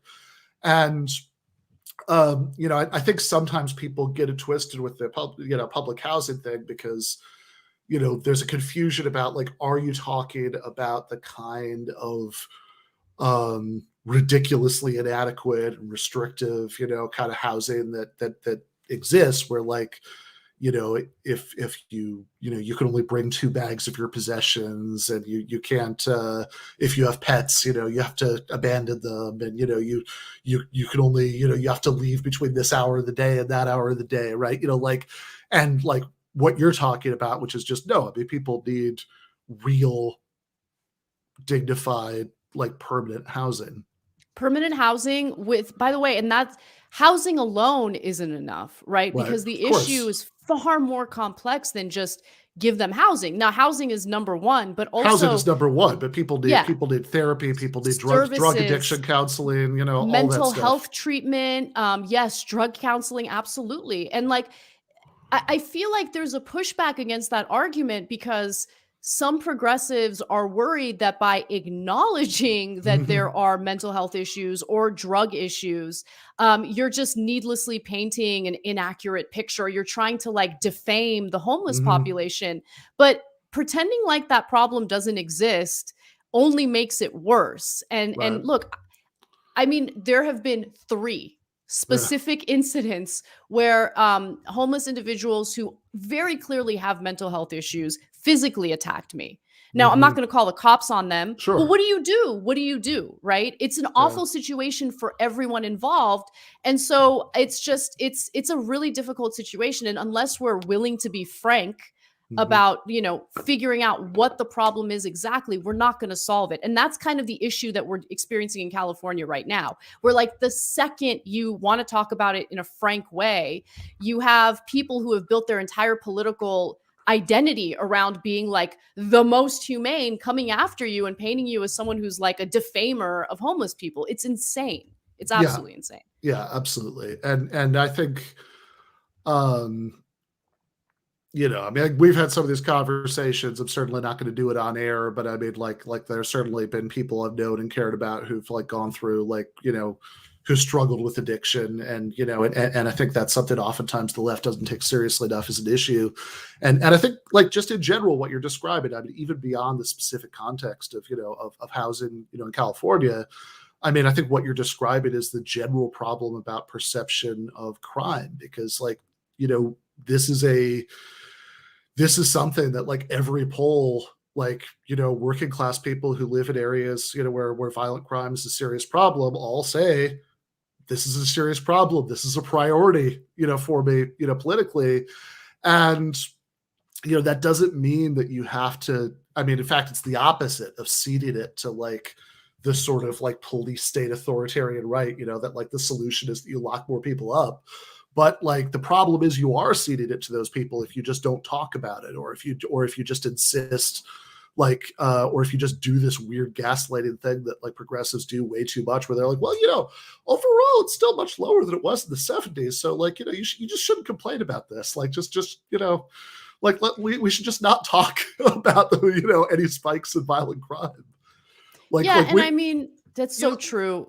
Yeah, you're absolutely right about that. And honestly, we're seeing, think about the way California is perceived right now by the rest of the country, right? Yeah. They look at the the failed policies that are implemented in California, and they blame that on the left, like leftists. Right. And it's like, no, real leftists actually believe in creating a society where everyone is treated with dignity, where housing is actually a human right, not some commodity that you invest in and hope to get a good return on your investment. Like, the housing market is sick. The way we think about the housing market is sick. I mean, the whole Zillow debacle happened where they're like, during the house buying spree for all these institutional investors during the pandemic, they bought up too many. And then it turned out that all these homes that they bought actually are a little more expensive to repair. Like in Dallas, for instance, they have foundational issues and they don't have the money, or the capital to make those repairs and flip the houses. So now Zillow is looking for other institutional investors to offload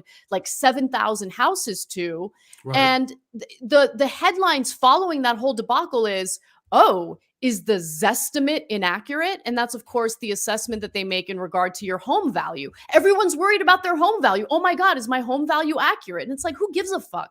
Like, right. This is not supposed, but it is. It's thought about as an investment. And unfortunately, housing in this country has been the only real way for middle-class families to build wealth, right. For workers to build wealth. Not anymore. Like, that's a fantasy now. But the way that we think about housing is just sick, and nothing gets me more fired up than that. Yeah, absolutely. And, and I mean, just to put a bow on that, like, it goes back to the thing you were arguing with Ben Shapiro about, like in that clip about systemic racism, that, the way to, I mean, you don't have to pretend that violent crime isn't a problem. You can just say the true thing, which is that the solution is for there to be less poverty. Yeah. Yeah. All right, Anna, thank you so much. I loved this. I was really excited for it to happen. When I watched, I guess I listened to it. I was like walking the dog, but I had but like when I listened to it the first time, I loved it. I love the way that like you kept the that you kept the focus on, unions and redistribution and like just not like getting sucked into the culture war stuff. There's the clip that we watched on the Jackman Weekends show, and we used last week as a little preview of this, where that gets really good at the very, very end, in the like last segment of the debate. But the whole thing was so good. I really wish more people, who are doing what you're doing did this. That since this is, as you said in the debate, the media, like traditional media, is shattered. Everybody gets to live in their own little filter bubble, and this is the only way you ever get to talk to anybody else's audience. So you did great. Thank you. That means a lot. It really does. And thank you to all the sweet comments in the comment section. I really appreciate it. All right. Thank you so much, Anna. Thank you. All right. Anna Kasparian for the Young Turks, Jacobin's Weekend show, and a very good friend of this show, was a patron before the show even existed. So, all right, I want to bring on Ryan Lake in just a minute. Ryan is subbing in this week because Professor Jennifer Burgess is out sick today. So he's going to be filling in for our philosophy segment. We are going to be looking at some of the philosophy passages in Ben Shapiro's book, The Right Side of History, How Reason and Moral Purpose Made the West Great. That title is never not going to be funny to me. But first, I want to show people a little preview of the episode that patrons got last night. Normally try to put these out on Saturday morning. I was actually getting back from a conference. on like Saturday afternoon, Saturday evening. And so I was unable to do that. Various other family commitments and school for social and cultural change commitments, but it finally did go up on Sunday night, and it's one that I am really excited about. This is as people know, as I've mentioned 100 times and will mention 10,000 times in the future on this show, I wrote a book about Christopher Hitchens from coming out from Zero Books at the end of December. Christopher Hitchens, what he got right, how he went wrong, and why he still matters. Talking about Hitchens' history as a socialist, about his sort of wrong turn politically in the last 10 years of his life, the debates he'd do about religion, all of that stuff. But we did a crossover episode for patrons of both this show and also the popular podcast, David Slavic and James Smith, where I got to talk to Peter Hitchens, Christopher's brother, and who is not a comrade, right? Let's put it that way. He is extremely conservative, but is also a fun and charming person. And it was a really interesting discussion. And we're going to show you just a minute of that. And if you're a patron, you can go to the Patreon and find the whole thing. Okay. Are you well? Well, so far. Well, we so it sounds like the terrible phone lines you used to get between East Berlin and West Berlin. Routed via the Mindanao Trench. we can hear you just fine. Just to tell you who you're on the line good, with, right? Okay, well that has to be all we can ask for then. So I'm James Smith. I've been emailing you, and I interviewed you a year ago. David Slavic, who co-hosts the show with me, is here, and Ben Burgess, who has written this new book on your brother, is here. So that's who's in the conversation. Peter, I just want to say that it's very exciting to have you back. You were such a gentleman the last time we had you on.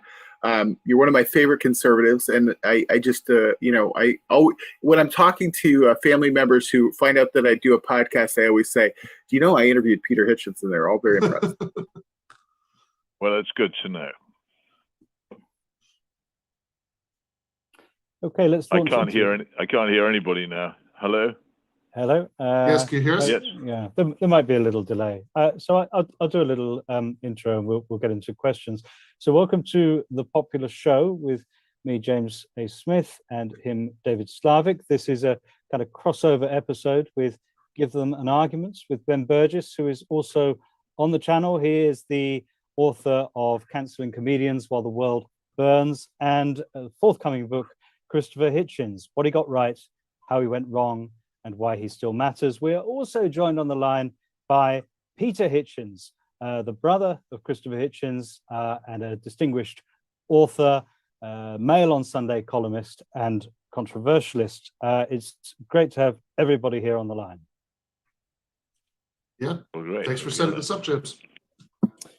Perhaps I'll start off by pointing to something that Ben says in the new book, and seeing if Peter wants to comment. So Ben's book starts with the argument that the Bernie Sanders left was so put off Christopher over Iraq that when 2016 came along, it failed to make use of the Clinton and Henry Kissinger books that Christopher had written when it really needed them. Peter, you had a long-running and voluminous critique of Blairism in your work. So sort of around the same time that Christopher was launching his critique of Clintonism, I wondered if you saw any kinship there. Not really. I was always puzzled by exactly what drove his passion against Clinton.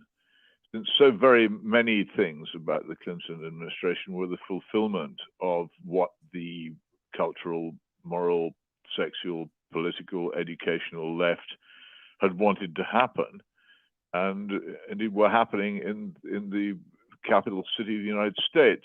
And it was always a bit of a mystery to me how we occasionally found ourselves on the same side in thinking that Clinton wasn't really as nice as he looked.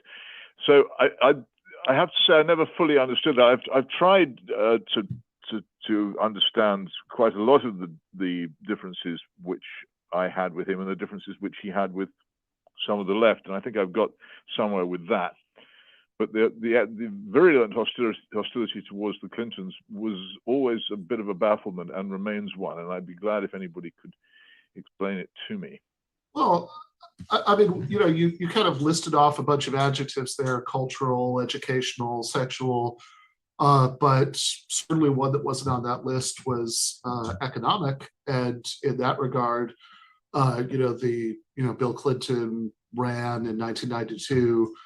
He said he's going to end welfare as we know it, and he did. He implemented welfare reform in 1996, which a certain section of Christopher's book on Clinton, No One Left to Lie To, is spent with a pretty savage description of the of what he saw as the brutal consequences of that in that example. So it does maybe make more sense to me that somebody who, maybe at that point was still just barely a socialist, but certainly came from that background.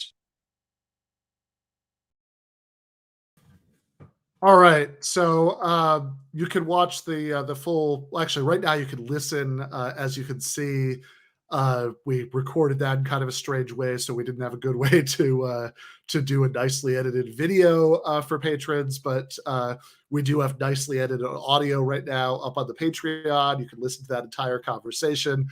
There's a line in Christopher Hitchens' memoir, Hitch 22, where and it's in the context of a discussion of his brother that's very affectionate overall, but he says that some of the things that Peter said in his book, in Peter's book, The Broken Compass, were so reactionary that Christopher felt the need to wear a garlic necklace in order to read the book. Which I actually reminded him of that, and later in the interview, and he laughed. So he can at least appreciate the good line. But Peter is extraordinarily right wing. There's actually a line where he says, and I swear I'm not making this up, that came up in this interview. Oh, I suppose you think that Thatcher was a conservative, So that's Peter, but he is a really interesting guy. When I was writing my book about his brother, I read Peter's book, The Rage Against God, which is sort of his memoir about his relationship with religion and all of that. And he's a very good writer, and he's an interesting guy. Even if again, obviously, I could not possibly be further from agreeing with him on almost literally any topic. There maybe he's like good about like press freedom and like the Assange stuff, but that's kind of about it. The lockdowns didn't come up in this conversation. If they had, it probably would have gotten a lot more heated, but it was fun. I really enjoyed talking to him, and people should check out that conversation. But meanwhile, we are now joined by our good friend, regular guest, Georgia State philosophy professor Ryan Lake, who is filling in for our usual, much more attractive guest for the philosophy segment because she's out sick. Yeah, I wanted to start by apologizing to anyone who wanted to tune in to see Jen. I'm not nearly as cute or charming as she is, but I'll do my best here. And the second thing I wanted to start with is just to ask you the question, was Thatcher a conservative in your view? Yes. Yeah, right. Good answer. Yeah. Seems like it. Yeah. Yep. I don't know. I will say this for Peter Hitchens, that well, he's not cuter, but he is infinitely more charming than the conservative whose work we're about to look at, Ben Shapiro. And since I have read books by both of them, I certainly know which one I'd rather read another book by. So yeah, this is the book, The Right Side of History: How Reason and Moral Purpose made the West great. By Ben Shapiro, came out in the summer of 2019. He's actually pumped out another book since then, but I have not read that one. So we're going to be talking about this one. So I think the first screen grab we've got is where he's sort of giving you the general thesis of the book about reason and moral purpose. So here's what he says. In order to fix ourselves, then, we must re-examine what we believe. We believe that freedom is built on the twin notions that God created every human in his image. I'm not going to keep reading it like that. And human beings are capable of exploring God's world. These notions were born in Jerusalem and Athens, respectively. He loves that phrase. He uses it like 10,000 times in this book. Mm-hmm. These twin notions, these diamonds of spiritual genius, built our civilization and built us as individuals. I'm just going to pause right there. Ryan, do you think you were built as an individual by Jerusalem and Athens and reason and moral purpose? It sounds pretty plausible so far. Yeah. Cool. If you believe that life is more than materialistic pleasures and pain avoidance, you're a product of Jerusalem and Athens. If you believe that the government has no right to intrude upon the exercise of your individual will, and you're bound by moral duty to pursue virtue, you're a product of Jerusalem and Athens. If you believe that human beings are capable of bettering our world through use of our reason and are bound by higher purpose to do so, you're a product of Jerusalem and Athens. All right, I think we've got a continuation of this passage. The next one, Jerusalem and Athens built science.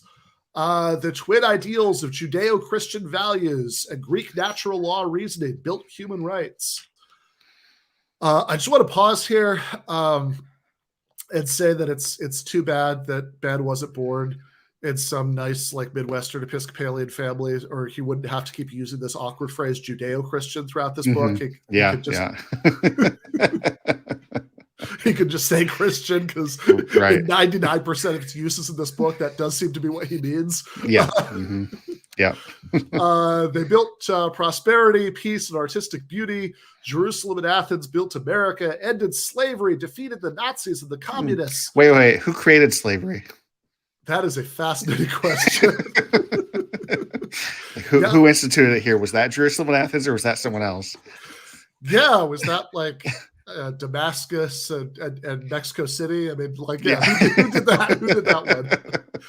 I would also point out that they defeated the Nazis and the communists is an awkward phrase because, all value judgments aside, I mean, just as a matter of historical fact, I'm pretty sure, I vaguely recall, Battle of Stalingrad and all that stuff. I think one of those groups actually did quite a bit to defeat the other one, but well, insofar as Stalin was defeating the Nazis, that was Jerusalem and Athens. But then his commie stuff, that was not Jerusalem and Athens, obviously. Yeah. Jerusalem and Athens were the foundations of the Magna Carta, the Treaty of Westphalia. That's so random, the Treaty of Westphalia. Okay. The Magna Carta and the Treaty of Westphalia. They were the foundations of the Declaration of Independence, Abraham Lincoln's Emancipation Proclamation, and Martin Luther King Jr.'s letter for Birmingham jail. Okay, I think we have one more for this passage. Civilizations that rejected Jerusalem and Athens and the tension between them have collapsed into dust. All of them? Yeah. China doesn't exist. I was kind of thinking China would be an interesting case for this view. That I think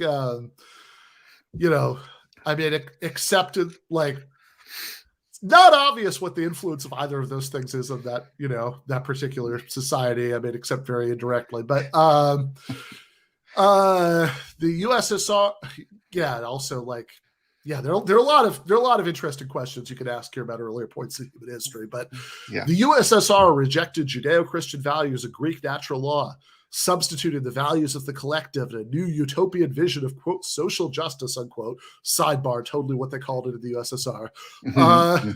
And they starved and slaughtered tens of millions of human beings. The Nazis rejected Judeo-Christian values and Greek natural law. They shove children into gas chambers. Venezuela rejects Judeo-Christian values and Greek natural law, and citizens of their oil-rich nation have been reduced to eating dogs. That last one is a particularly fun example because I'm not totally sure in what sense Venezuela, like, I don't know if it's Jerusalem or if it's Athens or if it's both of them. Like even the usual conservative thing there would just be like they had bad economic policies like that. Right. But yeah, it's like what aspect? I just have a lot of questions here. Like, what aspect of Athens and Jerusalem specifically did Venezuela reject, or the USSR, or Nazi Germany? Like, yeah. I mean, the Nazis certainly saw themselves as continuous with Judeo-Christian values. Like, that's certainly at least how they viewed themselves. Yeah, I actually remember my grandfather. Both of my grandfathers were in World War II, but the one on my mother's side saying he'd brought home this or I don't know, he had or one of his friends had this they'd lifted from, I guess, some dead German soldier this Nazi belt, and and it said Gott mit uns on it, God with us. Yeah, and that's right. Yeah. And then you also, you have to, just, it's hard to even know where to start with this, but it's not exactly like, I guess Shapiro likes the Western European nations and America as the examples of civilizations that stuck with Greek natural law. just like, what the fuck does he think that means? I really want to know. But Greek natural law and Judeo-Christian values, but when our founding fathers were carrying out genocides, had they rejected Judeo-Christian values and Greek natural law, or yeah, right. I probably shouldn't be doing this on the fly because I might be slightly messing up the details here.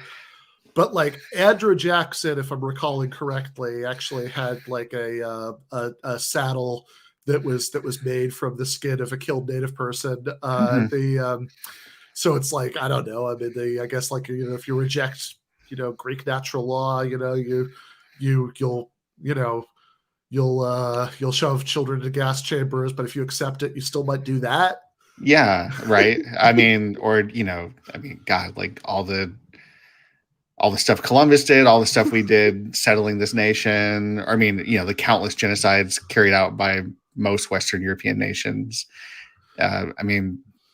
Yeah, right. So I guess all of that was in accordance with Greek natural law and Judeo-Christian values, but not the Nazis and not Stalin. So I want to pin down exactly what the breaking point is when exactly have you reached the point of rejecting Greek natural law? Which of the Greek natural laws did Stalin break that we did not break? I guess is what I want to know. Yeah, no, that's a good question. And it's I don't know. Also, I don't know. The Germany and Italy, all of the fascists seem to be at least really in love with the aesthetic of Greco-Roman civilization. Maybe they were absolutely. If there's anything we learned from Indiana Jones, it's that the Nazis loved Christian artifacts. They were all about it. That's true. That did come up in a couple of those movies. Yeah. Well, he does go on to to shed a little bit more light as it goes on about what he means by what he means by Greek natural law. So he says this later in the book. The final step away from Judeo-Christian ethical monotheism and Greek teleology and toward outright atheism came courtesy of the jolly British empiricist David Hume, 1711 to 1776. Having suffered through this entire book, and we'll tell you that he does this. He does every single goddamn time he quotes somebody, he gives their dates in parentheses. It's it just reeks of something that somebody would be doing for this 8th grade social studies presentation or something like that. Like you could sort of imagine a stack of 3x5 cards where he's got written down all the names and the birth and death dates. So I guess he's already mentioned Hobbes and Spinoza before now. So that's why we don't get their dates. Yeah, exactly. No, trust me. The first time he mentions Hobbes and Spinoza, he gives their dates. Okay. Like Hobbes and Spinoza before him, Hume discounted the possibility of miracles. He said that the laws of nature speak to us more frequently than any human testimony, and therefore the evidence for miracles was annihilated. Not a great summary, but we'll let that pass. Yeah, but I mean, but even with that, I'm like, is he going to argue against that argument, or is he just going to be like, I mean, he just says this, and how stupid? Yeah, I guess from Shapiro's perspective, whatever's wrong with that argument is just self-evident. Like, it doesn't need to spell it out. It's just, yeah. I mean, I've got to say, I mean, like, I've always thought that the argument, on miracles is pretty good. Yeah, like that. This is the, there's like even the. I don't know. I mean, I remember used to do this with students at Rutgers and like sort of try to like spell out Hume's point and be like, look, you can just even take the supernatural aspect out of it. If you see me as an extremely reliable person, like I've never lied to you, you admire me, etc. And I tell you that last night, Vladimir Putin flew in on a secret plane and had dinner at my Jen's apartment. What would you be more inclined to believe? That happened? Yep. Or that this person who previously seemed honest and trustworthy was lying, insane, pulling your leg, hallucinating, like whatever probability you assign to each of those things put together, right? That or that actually happened. Yeah. Obviously that's crazy. But if I were to tell you that I saw a guy walk on water, you should believe me. Right. You should take my testimony. Yeah, right. Exactly. So, I would like to, I mean, given that he is the cool kid's philosopher, so if he finds this argument so self-evidently stupid, I would like to know why. Like, I'm very curious. Yeah, no, that is what the New York Times called him. That happened.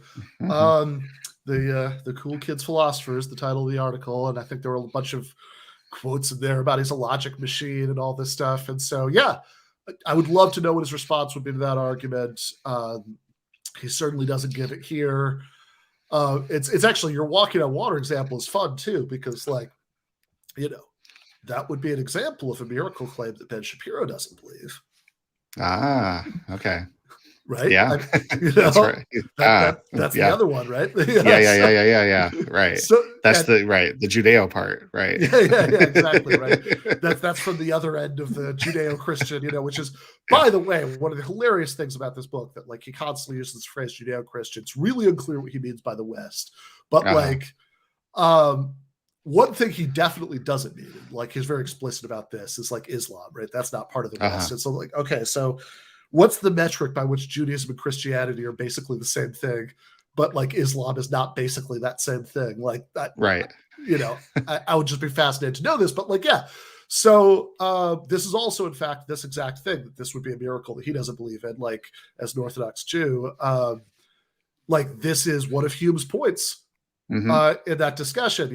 That Hume says that like even if you do give some sort of evidential value to the testimony, like the testimony of all the different miracles for all the different incompatible religious beliefs, can't cancel each other out. And again, whatever you think of that argument, it is kind of amazing that the cool kid's philosopher is just referencing it and like just saying, "I'll look at this guy who's like who's tearing down Judeo-Christian beliefs, and he's not telling you what's wrong with it."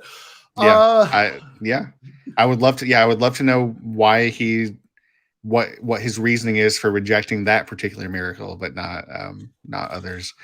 And also, like, well, I guess I don't know. I'm actually ignorant on this. Like, what's the Islamic view of Jesus's miracles? Like, they accept him as a prophet, right? But I don't know if they accept all the miraculous stuff he's supposed to have done.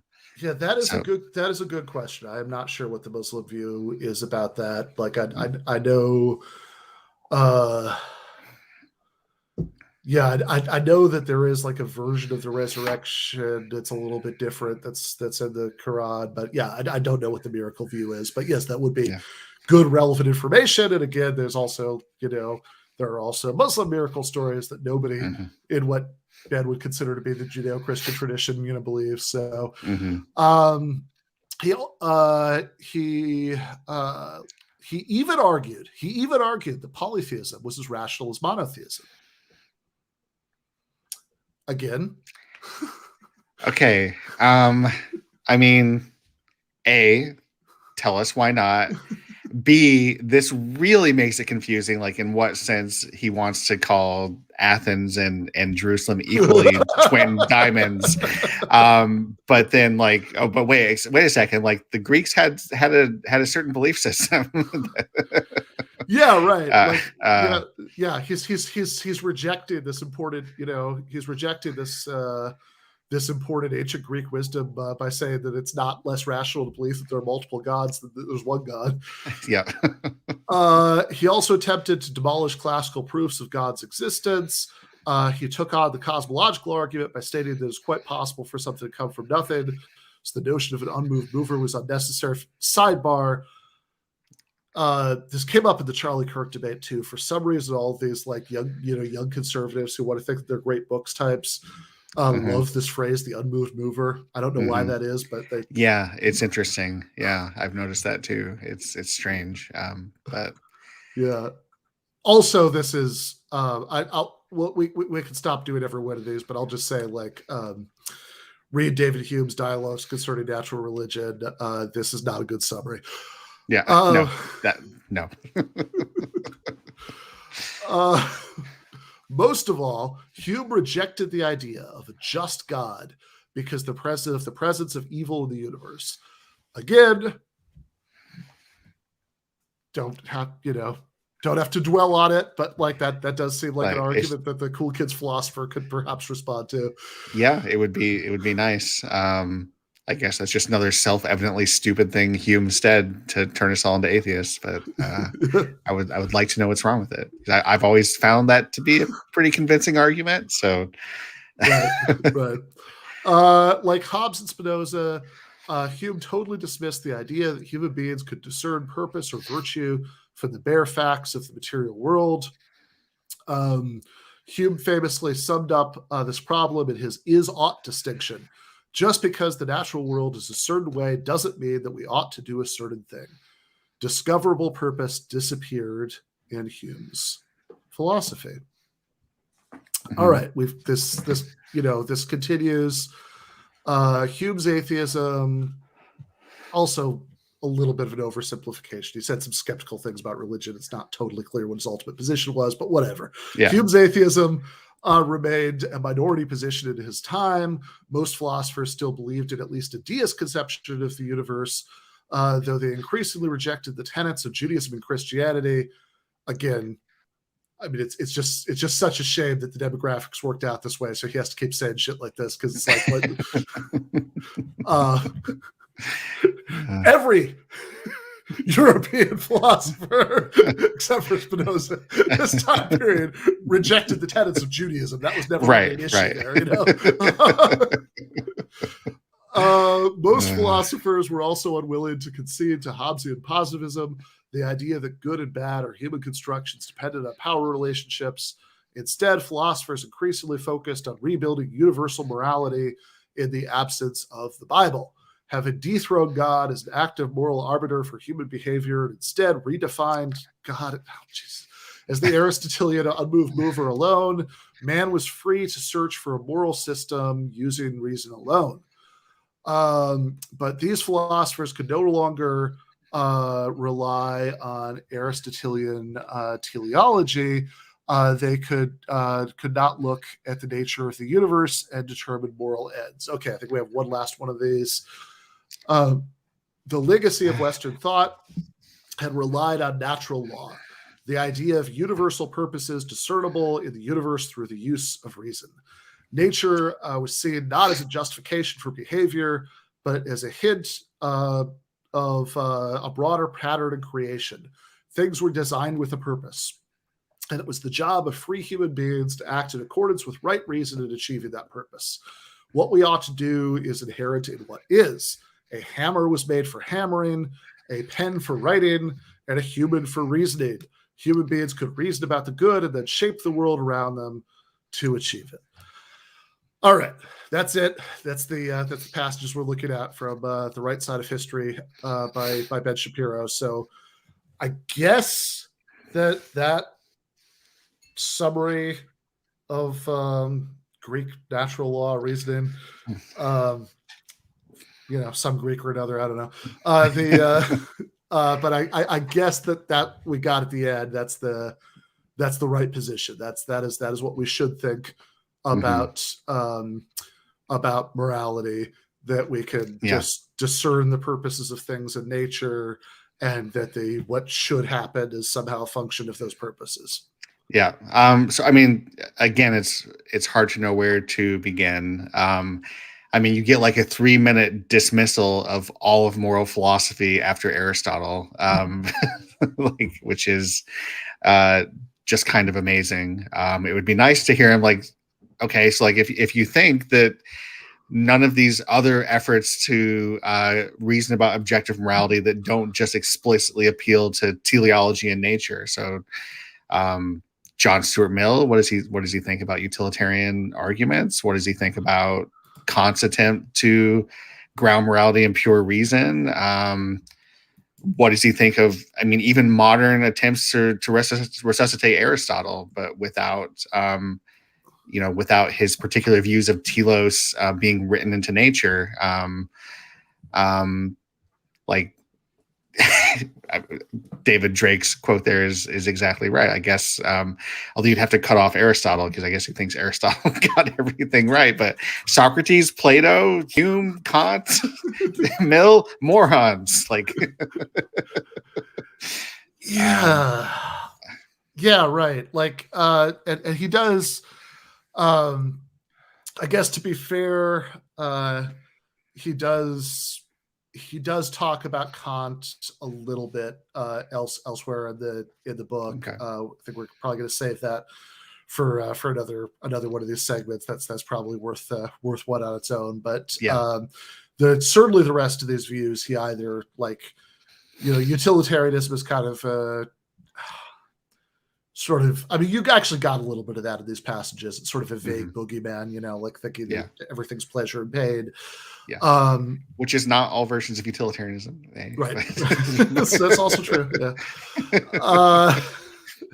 But yeah, certainly the rest of these views, I mean, he's not going to Ben Shapiro is not going to tell you exactly what he thinks is wrong with like Rawls's theory of justice or, anything like that. But also that, and there are certainly, parts of Aristotelian, moral philosophy that, as you say, can be detached from the part that he likes. But I mean, even I'm not an Aristotle scholar, but even from what I remember of Aristotle, like, I mean, I know the Catholic Church did this for a long time, but they tacked on this God stuff and like designed for a purpose, and that's not really Aristotle himself. Like, he certainly he's thinking teleologically, and for him, morality is thinking about the purpose of all things and thinking about the purpose of a person and the nature of a person. But that reasoning isn't for him grounded in the idea that there was some being who designed us for a particular reason. He was he talked about an unmoved mover, I guess, but he was more deistic. And it wasn't like the later church then tacked on all of this Judeo-Christian theology onto Aristotle. That is what the Judeo-Christian Church did in the, that's right. Middle Ages. Yep. It's I mean, so, and it's also interesting because I guess the time that I remember people, explicitly appealing to natural law arguments the most, and in a spirit that's very similar to what Shapiro was doing here. Mm-hmm. And this is thankfully a little dated, the culture's moved on from this, but 10 years ago, 15 years ago, I would see like students at Miami-Dade College do this, or I would just run into it in different places. It was very common to, it was very common to have to see people bring this up for like moral arguments against homosexuality, which like this is the kind of thing that came up all the time, right? That your sexual organs were created for this purpose, and therefore it's immoral to not use them for the purpose, which also like, obviously is not an application that Aristotle would have endorsed. No. No.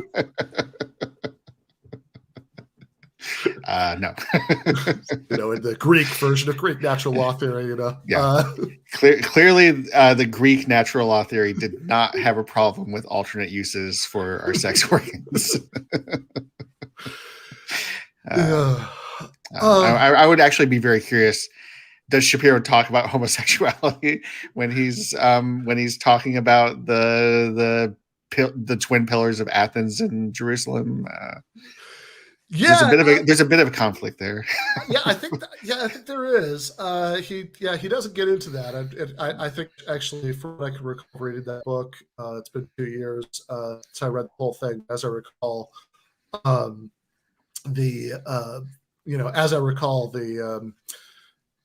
anybody in Athens not being in a heterosexual nuclear family was not mentioned in the book. Gotcha. But I mean, like, I guess my big thing is it really shows how like hopelessly arbitrary this stuff is, because like, okay, I mean, it sound like when you say it like that, there's a kind of poetry to it, that you can discern hints of a broader pattern of creation in nature. But it's like, and it's always really hard for me to tell like what level of literalness I'm supposed to take that on. But like, taken seriously, the idea that you could take, like, just on the face of it, the idea that you could take moral cues from nature is like psychotic. Right.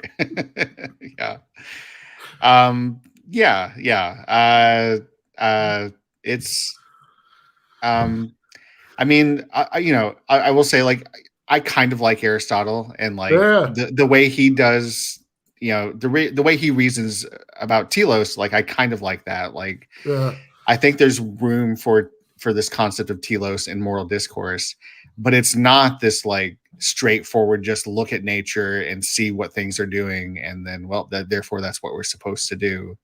Right. Because that does just lead to all kinds of obviously psychotic conclusions. Yeah. I mean, I mean, right. I mean, that, lots of rape and cannibalism and whatnot in nature. And even if you're making the like really strict sort of like, Judeo-Christian quasi-Aristotelian arguments about purpose and stuff, like, I don't know, is the purposes for which a tree, that like anything that seems like a natural purpose for a tree, that like you can, birds will make their nests in it, and you can, use it for shade and all that stuff. I mean, certainly like slicing it up into thin sheets so you can put ink on it as a form of communication is like got to be not on that list. Yeah. Like that's a lot further from, anything that looks like a natural purpose than like, having sex with, with a different group of humans, like is from, anything that looks like the natural purpose of sexual organs. Yeah. Yeah. So I don't know. I'm not, I mean, I think he might not actually be the cool kids philosopher. I think that not until he writes his next book and explains in detail what's I want his great treatise of moral philosophy. I want to see his Sam Harris book. The moral landscape from Ben Shapiro. I'd like that. Yeah. I mean, I guess maybe we could end on this. I mean, just to go to the remaining member of the trinity of the intellectual dark web. That besides Shapiro and Harris, like all the Jordan Peterson stuff about the West always really reminds me of this, because when Peterson or Shapiro are talking about defending the values of the West, it's always so confusing because it's like, yeah, against who, right? Like, so if it were like, like I would get it. I mean, like it would, like on its own terms, I would get it if what they were really concerned about was that like too many people were becoming Buddhists or something, you know, that like there's a that there was like a genuinely non-Western, you know, tradition. That, right. But like all of the stuff that they hate, you know, is that like you know, feminism and Marxism and, you know, whatever, like, these are all, you know, pretty rooted in the, you know, European intellectual tradition. Like, well, but apparently they're rooted in, you know, Marxism was when the West rejected the twin pillars of Athens and Jerusalem, I guess. And so was Nazi Germany, but not you know, not the Inquisitions, not the Crusades. So yeah, it is hard to know exactly what counts as the West and what doesn't. Yeah, well, got to figure this out. Ben, if you're watching, I assume you are. We're going to need some clarification. You can put it on your show. You can put it in the next book. If you just want to do a series of articles for the Daily Wire, that's fine. But we really need some clarification on what exactly you mean by the West. So thank you so much, Ryan. Absolutely. Good to see you. Yep. All right. So that was Ryan Lakes, philosophy professor at Georgia State University, frequent guest on this show. We are going to go to the post game in just a minute. We did not do the Jake Appett labor segment during the main show, so we are going to put that in the post game for patrons. Before I go, I do just want to do mandatory plugs. It's coming up in a few weeks. I'm teaching a class in December through Speakeasy that is going to be about this book written by noted opponent of the West, G.A. Cohen, and also Why Not Socialism, and also the libertarian philosopher Jason Brennan's response to Cohen, Why Not Capitalism. So that's going to be the first 3 Sundays of December. We are going to put the link to that in the description for this episode, but that's speakeasy.com, and you can go sign up for that class. Really looking forward to that. There is a cap on how many people can enroll because I actually do want to experiment with, you know, having like optional, you know, reading responses that I can read and, you know, respond to. And that's going to be a logistical disaster if there are too many, but certainly open right now. Meanwhile, though, we are going to go to the post game for patrons. So I'm actually not sure if patrons have that link yet, but if they do not, they will have it within just a couple of minutes. So look out in your inbox, or just go, so they do not have it yet, but they will have it within 5 minutes, and we're going to start the post game at 10:30. So that is going to be with Jake and Andy. We're going to talk a lot of labor stuff, and it is going to be a lot of fun. So left is best.